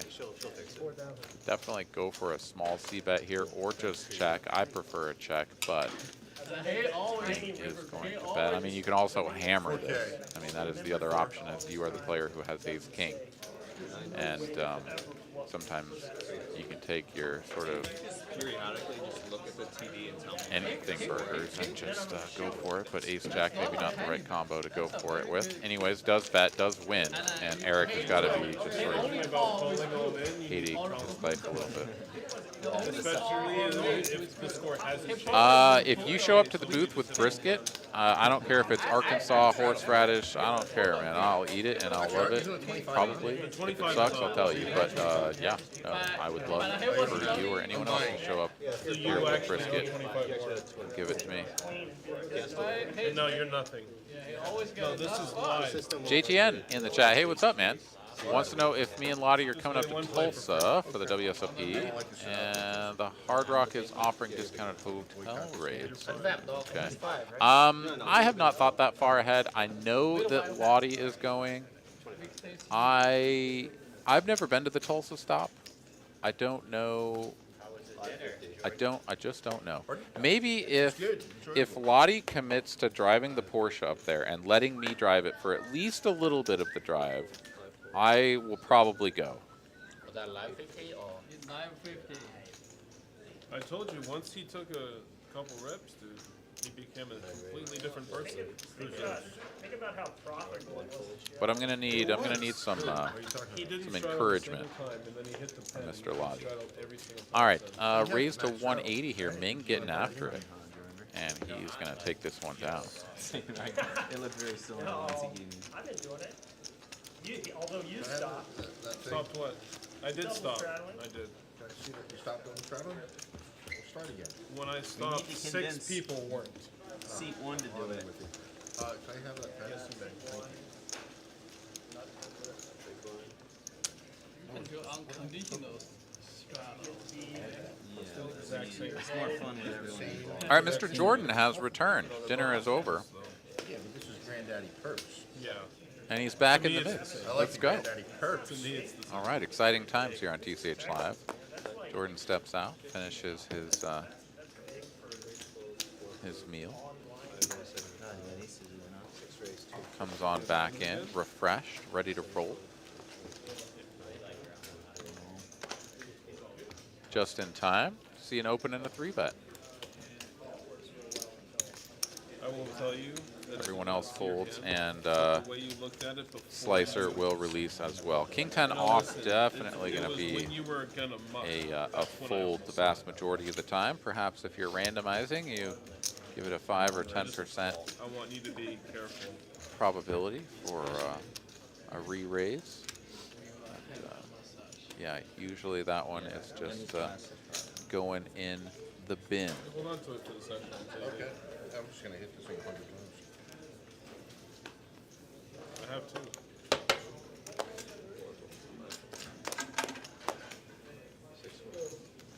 Is this what, so? This is a whole new setup, huh? New technology they're using. I haven't played on stream in a long time. Whole lot of rags going around here. Folds all the way over to the big blind. And yeah, Optimize is just going to let Kevin have it. So Kevin wins 15 bucks for nothing. Gotta love it. Probably. I mean, waiting for the computer to catch up is kind of annoying if the software ever But the goes stream doesn't like. Yeah, no, it was DLP. He was giving me a hard time about looking forward to my Taco Bell at the end of the show, and had to defend myself. And then we got off on the old long-winded You love tangent, it. which is prone to happening here on TCH Live. Not least of which is because I ramble and talk about all sorts of things, You need to know if you got aces. food included. That's why I bet the first half hour of the stream is pretty entertaining. Lancer Nut 34. Hey, what's going on, man? Welcome to the show. I don't watch streams until It goes well. I play on It the goes first very 40 well. minutes of this were We got a $50 straddle on this time. Straddles may increase in size and frequency now that Jordan is back. Doug did not just fold tens there.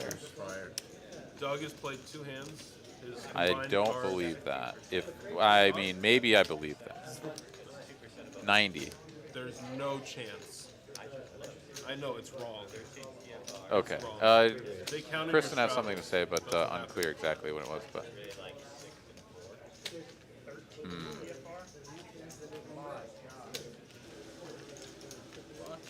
17 is too No.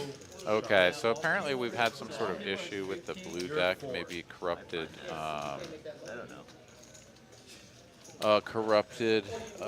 Whatever it is, where they scan them all in and get them.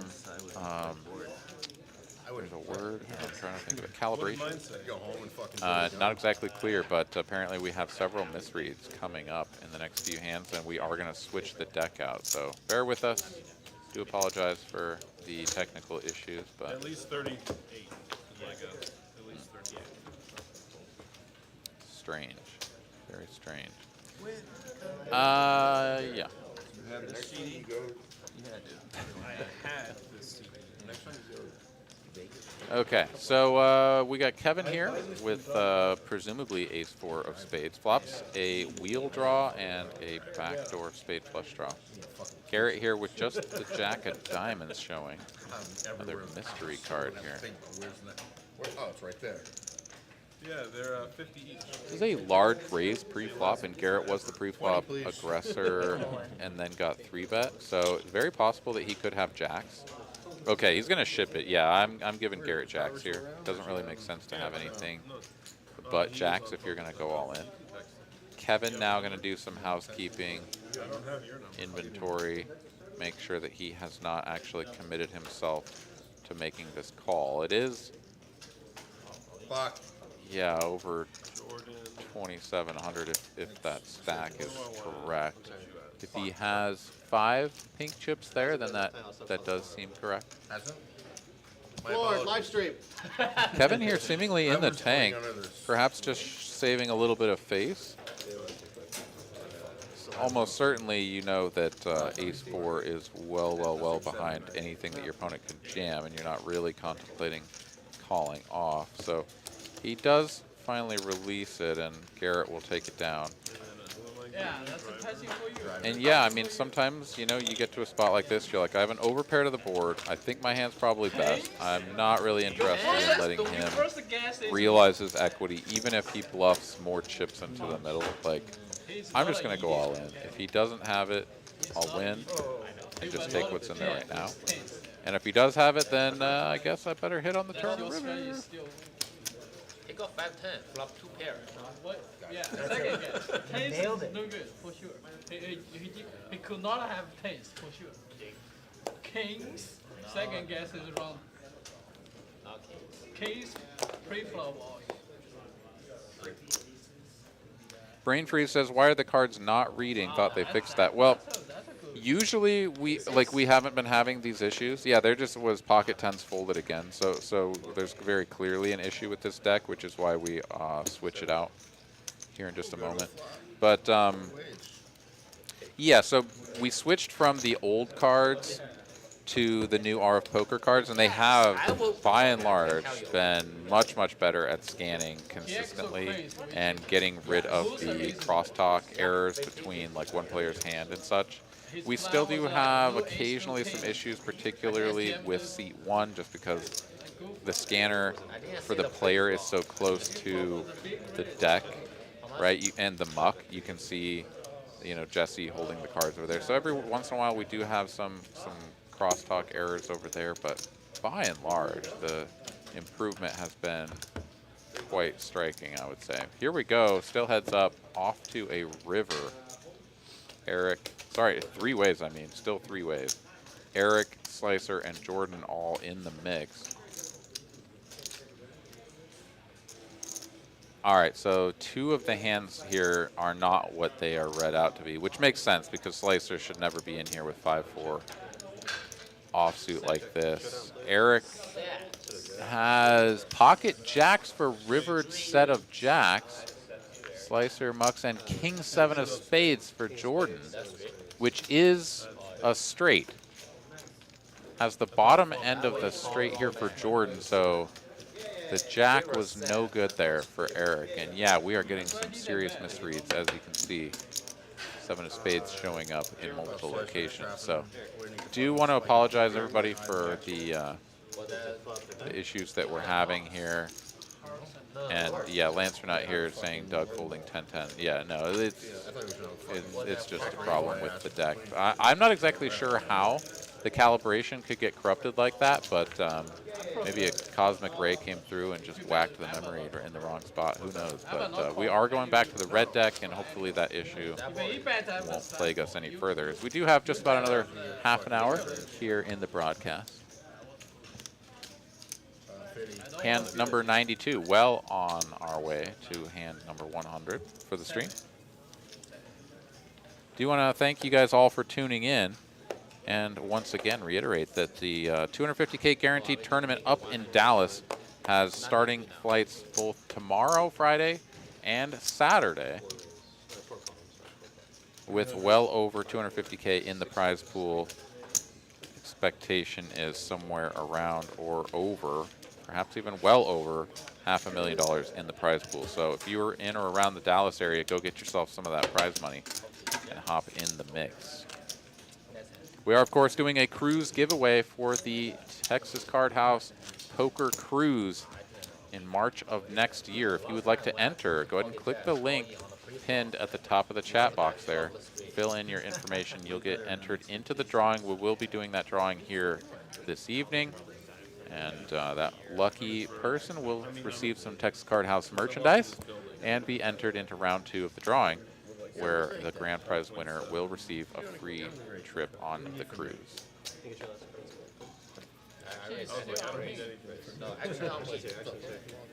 All right, still having some issues. Jordan here clearly had both cards over the scanner. Those did not get read in, showing just the Queen of Hearts. So I really do want to apologize, everybody. We're having some issues yet.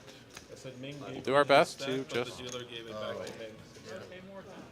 keep on keeping on and hope that most of the hands are able to scan in. Jordan is out of the way, so we won't have to worry about what his other card is. Here we go, 3 players to a flop. I won't watch this whole stream. I'll watch the first 20 minutes. King high. And I'm curious to hear how somebody commented on it. Yeah. It's the only reason I'm going to watch.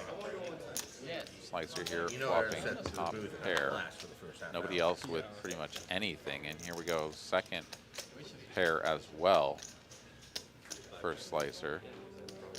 Gonna check and hope that somebody takes a little bit of a stab at this so that he can give him the business. But no one will take the bait, and we're just going to check all the way through. Again, Optimize picking up second pair, not worthy of a value bet. I concur. And it runs out ace high. Eric, how have you been? You been running well? The front door flush coming in. Good. Slicer here. Now going to take a little Sometimes attack you at mash, this. sometimes you're If not. anybody did have something just like an ace-10 that was just kind of checking it down, not willing to put anything in there, or more like the ace-7 here for Ming, now he can get a little bit of value, which he does. Optimize folding the jack, and Slicer will pick up 505, the New Mexico area code in profit right there. Nicely played. Let's take a look at the V-pips here. Ming here playing the most hands. Optimize not too far behind in second position. Slicer and Eric also playing high 20% of hands. Kevin bang on 25%, and Doug holding the Lottie line down there at 16%. Kevin just a little bit So you're a taker, you're not a in giver. front of him. What? Yes, that's right. No, we're doing like 5, 10, 25. Okay. Big hands. Mirror. It's about time. I have mirror for, I don't know. 3 decades. All right, $25 straddle is on. Ming with a couple of 9s is going to min-click this to 50, or perhaps he's in a $50 straddle. Not exactly clear if that has been read incorrectly as a raise or not. Jordan is going to make the call here for 50, and indeed it was a raise to 50. Min-click there from Ming. So Jordan looking to pair his 10. Instead it comes queen 9-5 rainbow. Middle set for Ming, and just some bad backdoors for Jordan. Quick check fold here from Jordan. Ming will take it down, and hand number 94 is in the past.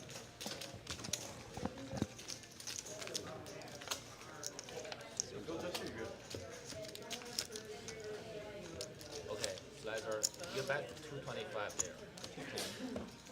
All right, let's look at the PFRs.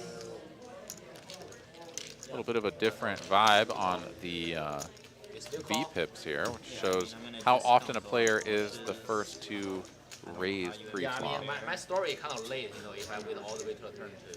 But Optimize leading the way, along with Slicer up at 18%. Ming and Kevin not too far behind that. Kevin, Doug, Garrett, and Eric all playing 10 to 15% of hands as an open raise.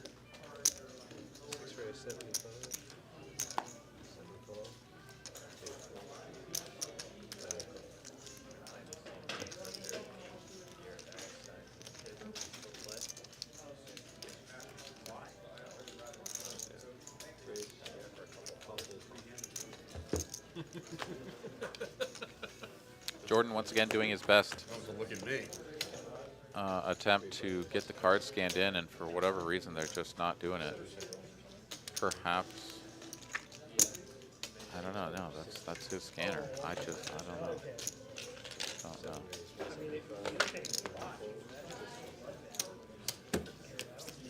Jordan does go for a small raise here. Bet a 60 from Kevin.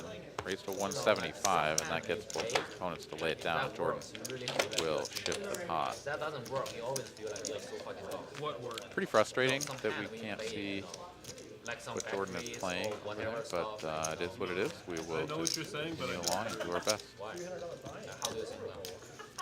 I just think that sometimes it works, sometimes it doesn't, and I think it's always good. Okay.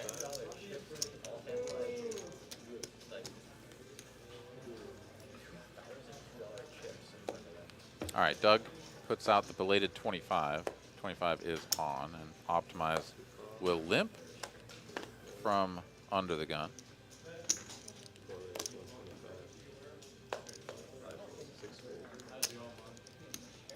With pocket jacks, getting tricky here. Eric gonna go for the raise. 5-4 suited. Ming's catching fire. Doug's half asleep. Kevin calling with Jack 8, sorry, Queen 8 offsuit. That is a bold move. Jordan makes the call, 6-4 suited, and here comes Ming waking up with Ace Queen suited in the big blind. Coming in for a squeeze, but a small size. Let's see how Optimize plays this. Here it is. It's the limp back raise from Optimize. This was the plan all along, and now this is going to get all of the dead money washed out, and Ming will make the call. All right, here we go. Heads up to a flop between Ming and Optimize. Optimize playing this one with a pretty tricky, trappy, limp back raise. Gonna flop second set, and Ming top pair second kicker. Still a little bit of a dangerous situation here. Flopping top pair is almost always good. However, when someone limp back raises you, that usually means something like aces, kings, queens, and ace-king, things like that. Usually don't see people doing it with jacks, but Optimize is going to go ahead and mix that one in. You also just, I don't know, it's always kind of hard for me to remember the last time I saw someone limp back raise with just like dog shit or whatever. I mean, I guess, no, maybe Andrew did it one time to me with the dirty diaper, but yeah, I don't know. 685. Anyways, here we are. Ming is going to donk lead this. There's 1900 in the middle, and he's going to donk lead for a little bit of everything. 685. Just we need some pink, some black, some green, and some red. If the whites played, he probably would have put some of those in there too. But that is accurate. 685 is the wager, and Optimize is going to blast it all in here, wasting no time. Not sure how I feel about this. Sorry, Dad. Actually, I know that I don't like this. Ming's 4-bet calling range to a limp back raise 4-bet is going to be very strong, but it's not going to be aces, and it's unlikely to be nines. You probably won't believe me, but it's fact. I mean, I guess it's possible, but like, okay, so you're going to cooler nines. You're going to cooler nines no matter what happens, right? Now, like, you're actually giving Ming an opportunity to fold ace-queen here. And yeah, Ming is really going to contemplate this one. I mean, I really won't be surprised if Ming folds. In fact, I think the correct play is to fold. I mean, we can see that it's certainly the correct play right now, but when facing this, like, I don't know, just what is ace-queen beating? Even if Optimize is like limp back raising ace-jack suited or something, right? Like, that beats you. It has to be ace-5, ace-4 suited, whatever, and then it's just like, let me just punk this guy off of ace-queen or ace. It just doesn't happen. Kind of, yeah. Was it one of those where you kept pushing because you wanted to get kicked out? Ming, though, I mean, of course, give you top pair with the good kicker and backdoor straight and flush draws, and it's going to be kind of a tough spot. Ming can't find his way to a fold, does make the call, and Optimize in a fantastic spot to get a double up to 10K here, in a spot where, honestly, I don't think he should be getting it, but needs to fade the run out.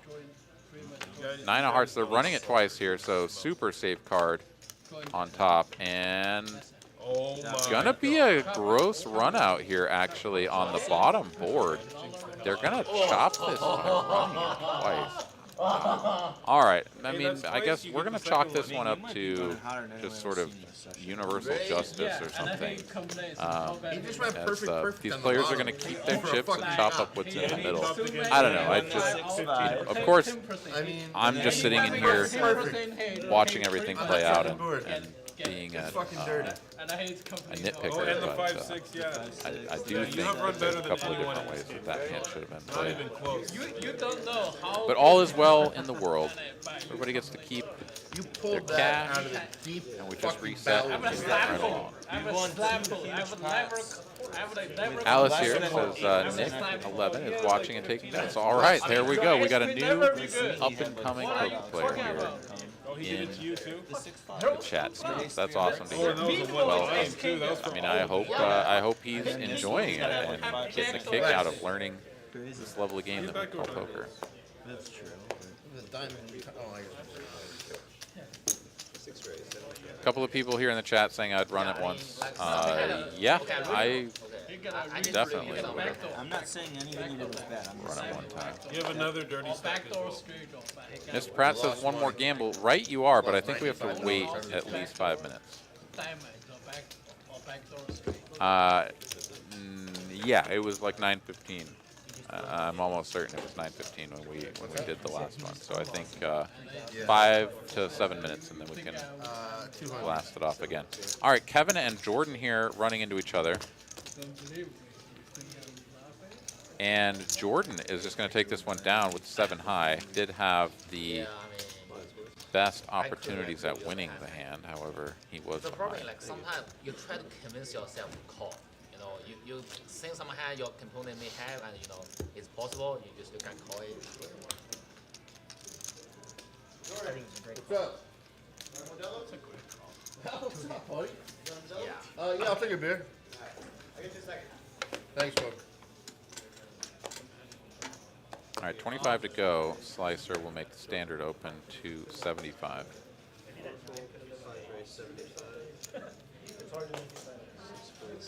Yeah, you have to have a flush draw. Couple of jacks, couple of J wins here for Slicer. No, it was a 4-bet. Garrett makes the call with 2 black deuces, and Kevin has the other deuces. Back raise.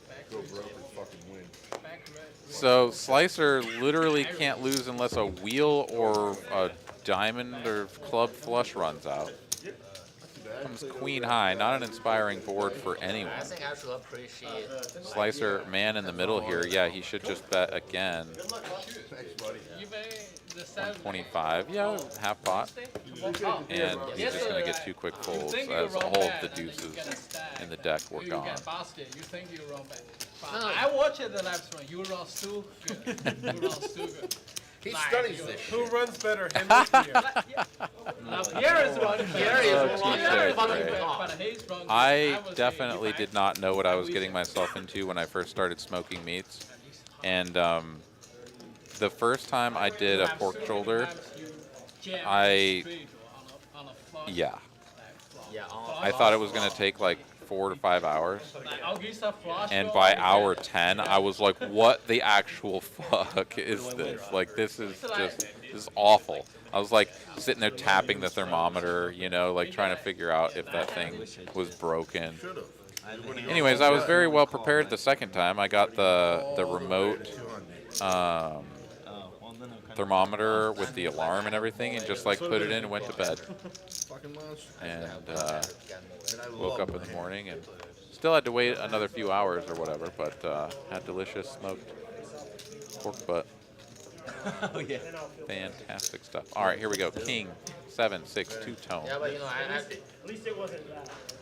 And You number know, like, 99. honestly, I really appreciate the Eric quest, here you know. flopping I know a you gut really draw will and a decision, flush but draw. I really Kevin appreciate here the says quest. 10, which pair one of did you 9. Make any difference? Like that could have Board been the first pairs the Yeah. 6. I mean, I can give you a discount in the future on the 510 too. You know, Eric like, takes you a might- stab, and 9's not going anywhere just yet. Deuce of diamonds here on the end, and Eric is like, no, I give up. It's over. I'm not gonna fight for it anymore. And Kevin will win with the 9. Put it on the live stream. Does he get to pick the hand? Bluetooth pellet smokers. Yeah, I mean, I've heard good things about them for sure. I mean, they take the No, you don't have to. But they it's take all of the virus guesswork in out 5 of it, weeks. right? I mean, I had until I moved into an apartment and had to get rid of my smoker. I No, you guys I won't had save it in 5 just weeks. a propane with a wood chip box, No, fuck sort you. of setup, and my temperatures would be fluctuating. It was, you set the dial. You had this like clunky dial that you set to try to get the flame just right, and then like the wind would pick up or something would happen in the nozzle or whatever, and like you'd get fluctuating temperatures, and it was pretty stupid. Whereas those pellet smokers, yeah, I mean, I swear it's all internally regulated, computer controlled, takes all the guesswork out. It's pretty great. Yes. All right, $100 straddle is on. But if that was a Garrett free here bet, going to raise first act, King Jack off. Probably yes. Your first is hard to understand. Yeah, I know the logic doesn't make sense, but Whole bunch of folds all the way back over and around to Jordan. And that's a look of a man who doesn't love his hand, which you shouldn't because it's 7-4 off. But if it could win at blackjack, it might win at poker. Oh, it's just going to... Garrett takes No, it's the same money, but you. I would have danced. The same money is more bad. hand number 100 coming at you. We have reached the 100 He doesn't hand want any JR bucks. point. Oh wait, no, that was hand number 100. You have 20 minutes. You can't leave for the next 20 minutes. You gonna look for Strange tonight, or are you gonna? When the lights go off, you can go home. Oh shit, wrong color. We already made like 101 hand. Jordan putting the wrong color out there. I want him 5, 10, 25, 10 straddle. All right, leave. No JR bucks for him. Jordan said So you the can 50 leave. is on. Doug, I don't need Jordan to said you can leave. He doesn't need any JR bucks. Pratt is, yeah, freaking out, man. He needs his juice. All right, let's see. We'll hope that we're ready. All right, here we go. The gamble is off. That was a real shitty raise. All right, Eric is going to limp from the small blind. How much do you have? All right, looks like our Sanctuary and Lasercat Alpha are going to come on in between Mr. Pratt. Ooh, a 10 and a 97 gone. Let's see what Pratt gets. I don't have a pair. Once really, for sure. The I was limp gonna say, well, back that was raise really all bad. in here from, oh no, it's a limp back raise and then an all in from Jordan. Ace Queen versus sevens. Rip it one time. Jordan holds with the pocket sevens. And 58, I got pipped by Pratt as well. So Jordan going to ship this pot here. Eric cannot get anything going. Once. You just want to know that's what I'm saying. Rips it all in there with the ace queen. Can't find a pair. He's a pre-flop one And time, Jordan's post-flop going to twice. take that No, one post down. up is whatever the other person. All right. Yeah. All right, so pipped by Pratt is going to drop me down to just positive 20 against that man for the evening. So still a respectable raising cane strip, I would imagine. And Eric is going to reload after getting taken down to the felt. Trying to stitch up that wound. Seat 4. Let's take another look at the net earnings here. We move on to hand number 102. I got wounded earlier before this game started. Took a gash to the side of the head. Yeah, but All right, you recovered. Kevin Razor Oh, holding I the need top like 14, spot here, 15 4.5K sticks. in the Like black slicer. No. Still in second, 3.6K up. Oh, you lost it the last Ming, second, didn't you? right behind him, I 3.5K. walked out with Doug 4K, still so I'm in sitting the on game. No, I forgot you lost the 2.7. last And Jordan moving on up I forgot you lost. to plus 2.5K Yeah, after left. that last hand.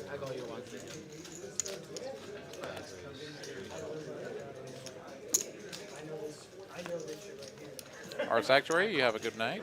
Take care. No, I called it.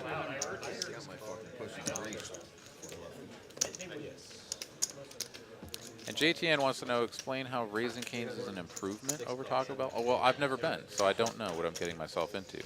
I've just been hearing people say that I should try it, so I'm going to perhaps drive on up there and check it out. All right, Mr. Pratt, nice to see you. Take care. Talk to you later. All right, 3 players to this flop. Pocket deuces still out in front, but Slice are going to take a stab here, and unlikely that either opponent can continue. Eric is over there on the ace-9 of hearts. Does have some backdoor equity, but he's up against a strong range. He's out of position. He doesn't care, though. He is going to make the call.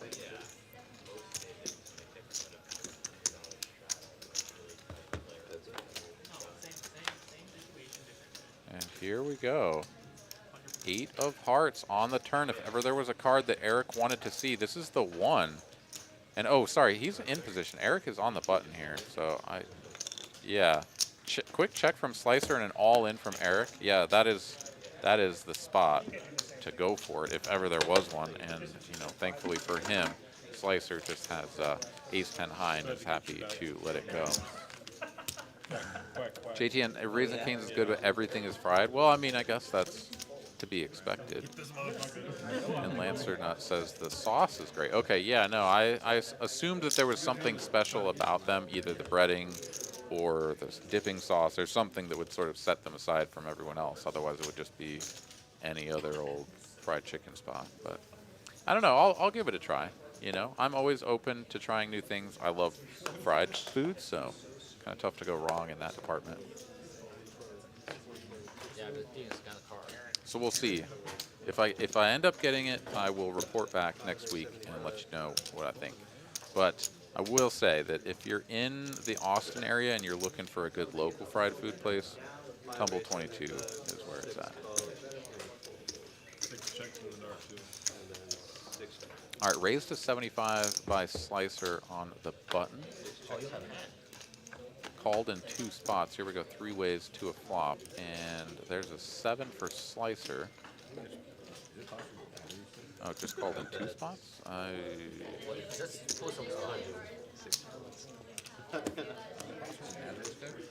don't know what just happened here. Slicer wins.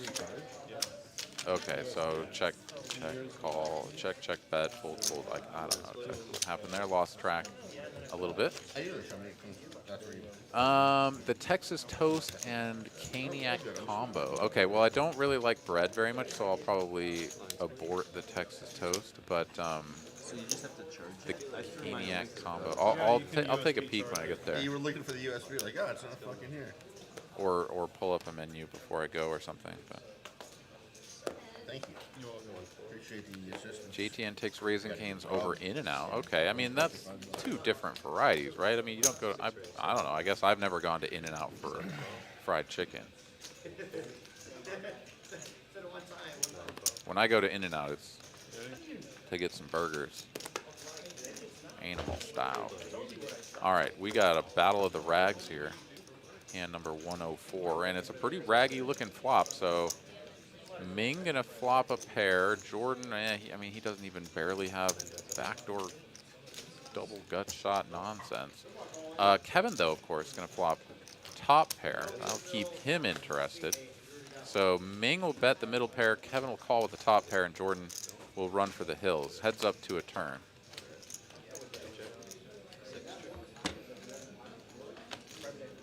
Roy, well, that's why you're not a professional speller.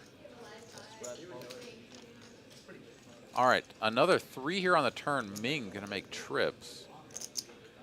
And it goes check, check. Now an ace on the end, sort of an action killer potentially. Ming here now gonna go for value, 435 in the middle, and he's gonna go for a chunky bet. And I don't know, some of the bluffs just got there as well. 4-5 being one of them. Kevin here. Facing a bet of 360. I don't know. I mean, definitely a tricky spot. Like, Ming could just be repping the ace or the 4-5, but like, what else was he betting with, right? Looks like Kevin's going to pay him off, though.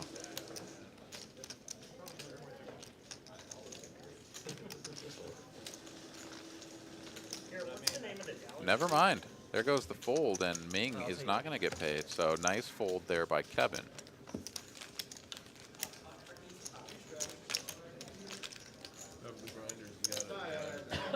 You are pretty quick.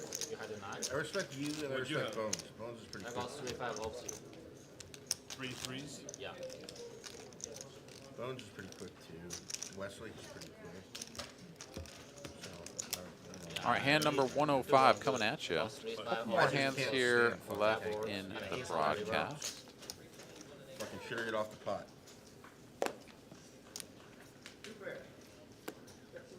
$25 is on. Optimized first act. Those rags are going in the bin. Yeah, if you run normal, you need to reband this. 5 6. That was 12%. Yeah, no. All right, folds over and around to Jordan, who's going to make it 100 to go with the ace-8 off. 4 or 9. Garrett makes the call. Ming makes the call. If he really run bad, he could run to check 10. And there's an ace-high board for Jordan. Couple of quick checks. Jordan will go for a C-bet here. Yeah, 1/3 pot. A little bit over. Actually, 1/2. Kind of a chunky size.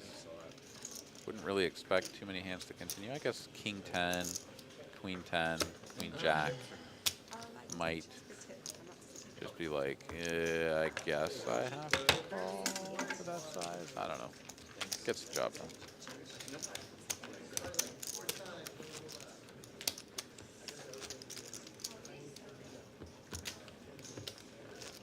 Raina here says we had MOD Normal, you have yesterday. quitting buys MOD. multiple times. Are you snap quitting? What's MOD? Set 6 rounder is set straight.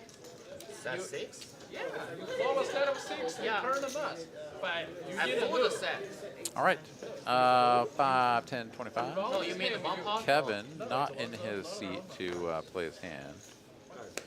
So he's going to be folded. Yeah, you roll normal, you get stacked by hand. Didn't have anything to speak No, of. wait, Slicer. But Slicer does. He's going to raise it up with a couple of black nines. Are you talking Oh, about the old pizza hands? place. Oh, gotcha.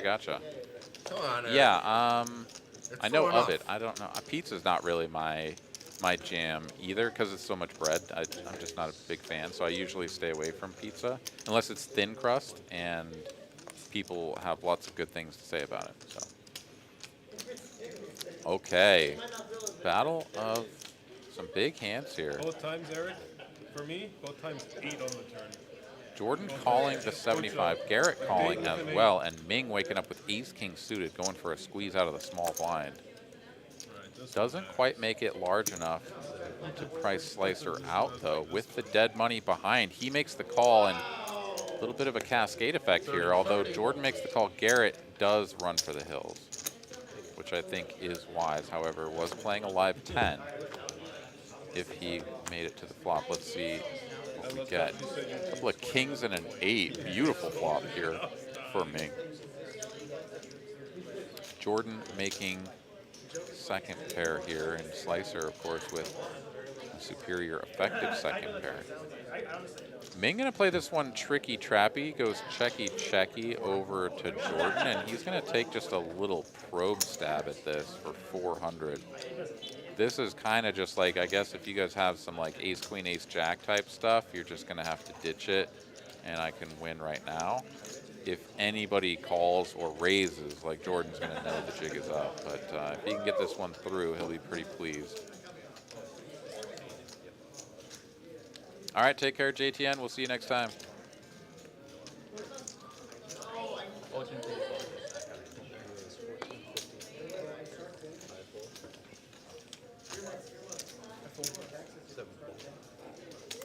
All right, Ming is going to go for the check raise there, and Jordan will release. There we go. Ace King gets turned over, and Okay, ship it and show it. And I made some way. He runs terrible, right? I didn't get to my value. Wrong good. Listen. How many hands do we have total? Do you know? All right. Okay, so hand number 110, I believe, is going to be the last one of the evening. So let's get a couple of good ones here, shall we?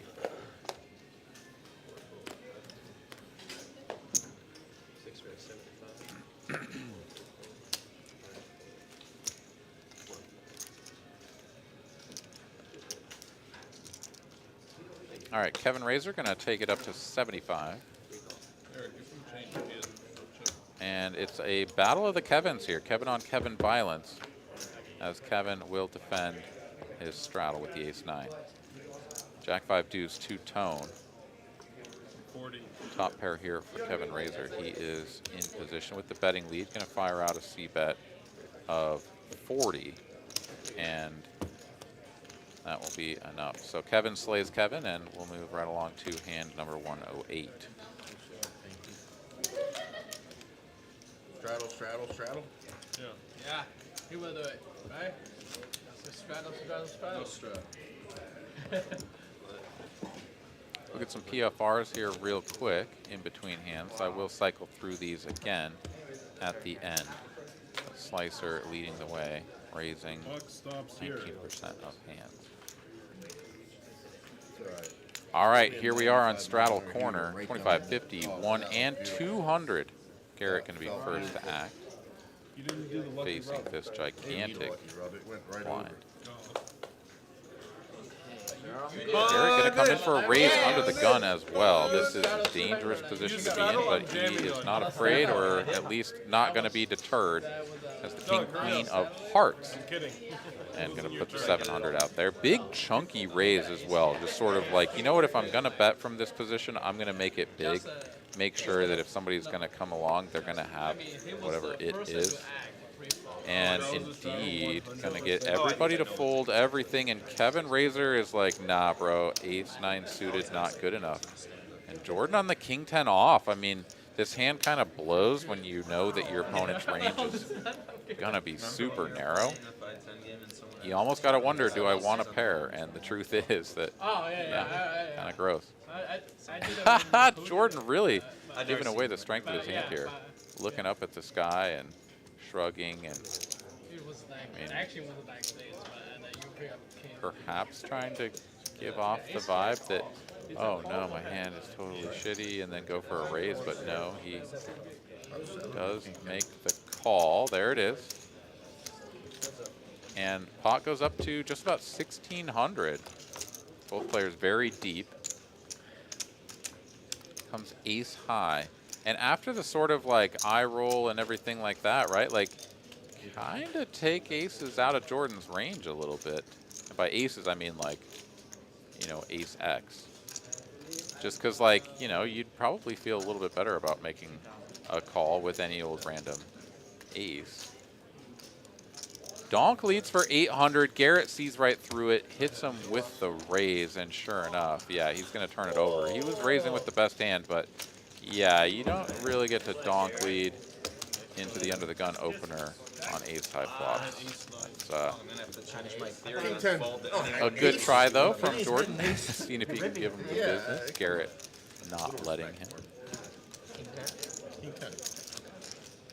That was a fun one. All right, here we go. Let's take a look at the VPIP real quick as we get the next hand dealt out. Jordan playing 50% of hands. Of course, we did reset his stats. He just did come in 21 hands ago. No, I'm cool with it. Ming, though, playing a hell of a lot of hands as well. 38% VPIP. Doug down well below the Lottie line at 13%. I dare say he won't be digging himself out of that hole anytime soon. As long as you're not jump clapping when you win a hand, I'm happy you won the hand. Great job.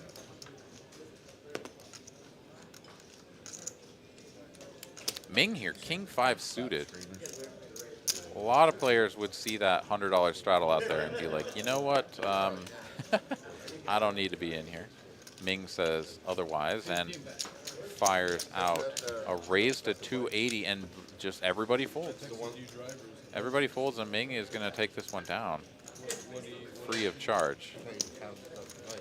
Oh, I thought you said text me. All right, off to the last hand we go. Hand number 110 coming at you. He's going to show the king 5 of diamonds. Everyone's probably going to be like, what? All right. You have it right I there. heard you say text me. To raise with that early position with such a large straddle out there. Okay, this is going to do it. Hand number 110. Let's see if we get a big, spicy, juicy one like the attendees are about to go consume here in a little Good bit. game, gentlemen. Bad Good game, game. Wesley. I hope it all comes this way, boys. This Hunty hand. McGee over here. I'm fine. Should you play 5 cards? There's too many people. We'd have to keep one person out. All right, $25 PLO double board bomb pot to close things out. All right, best of luck to you, Raina. Hope you that was not. It was a bluff pre-flop. make some big hands, ship some big pots. 4 or 5 of hearts is nice. All right, here we go. Let's take a look at these boards.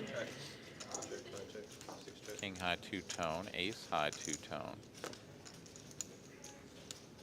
In that hand, I 3-bet him 500 pre-flop. And then he called. All right, Jordan going to take a stab here. He's got top 2 pair and the nut flush draw on the bottom board. Not working with much of anything on top.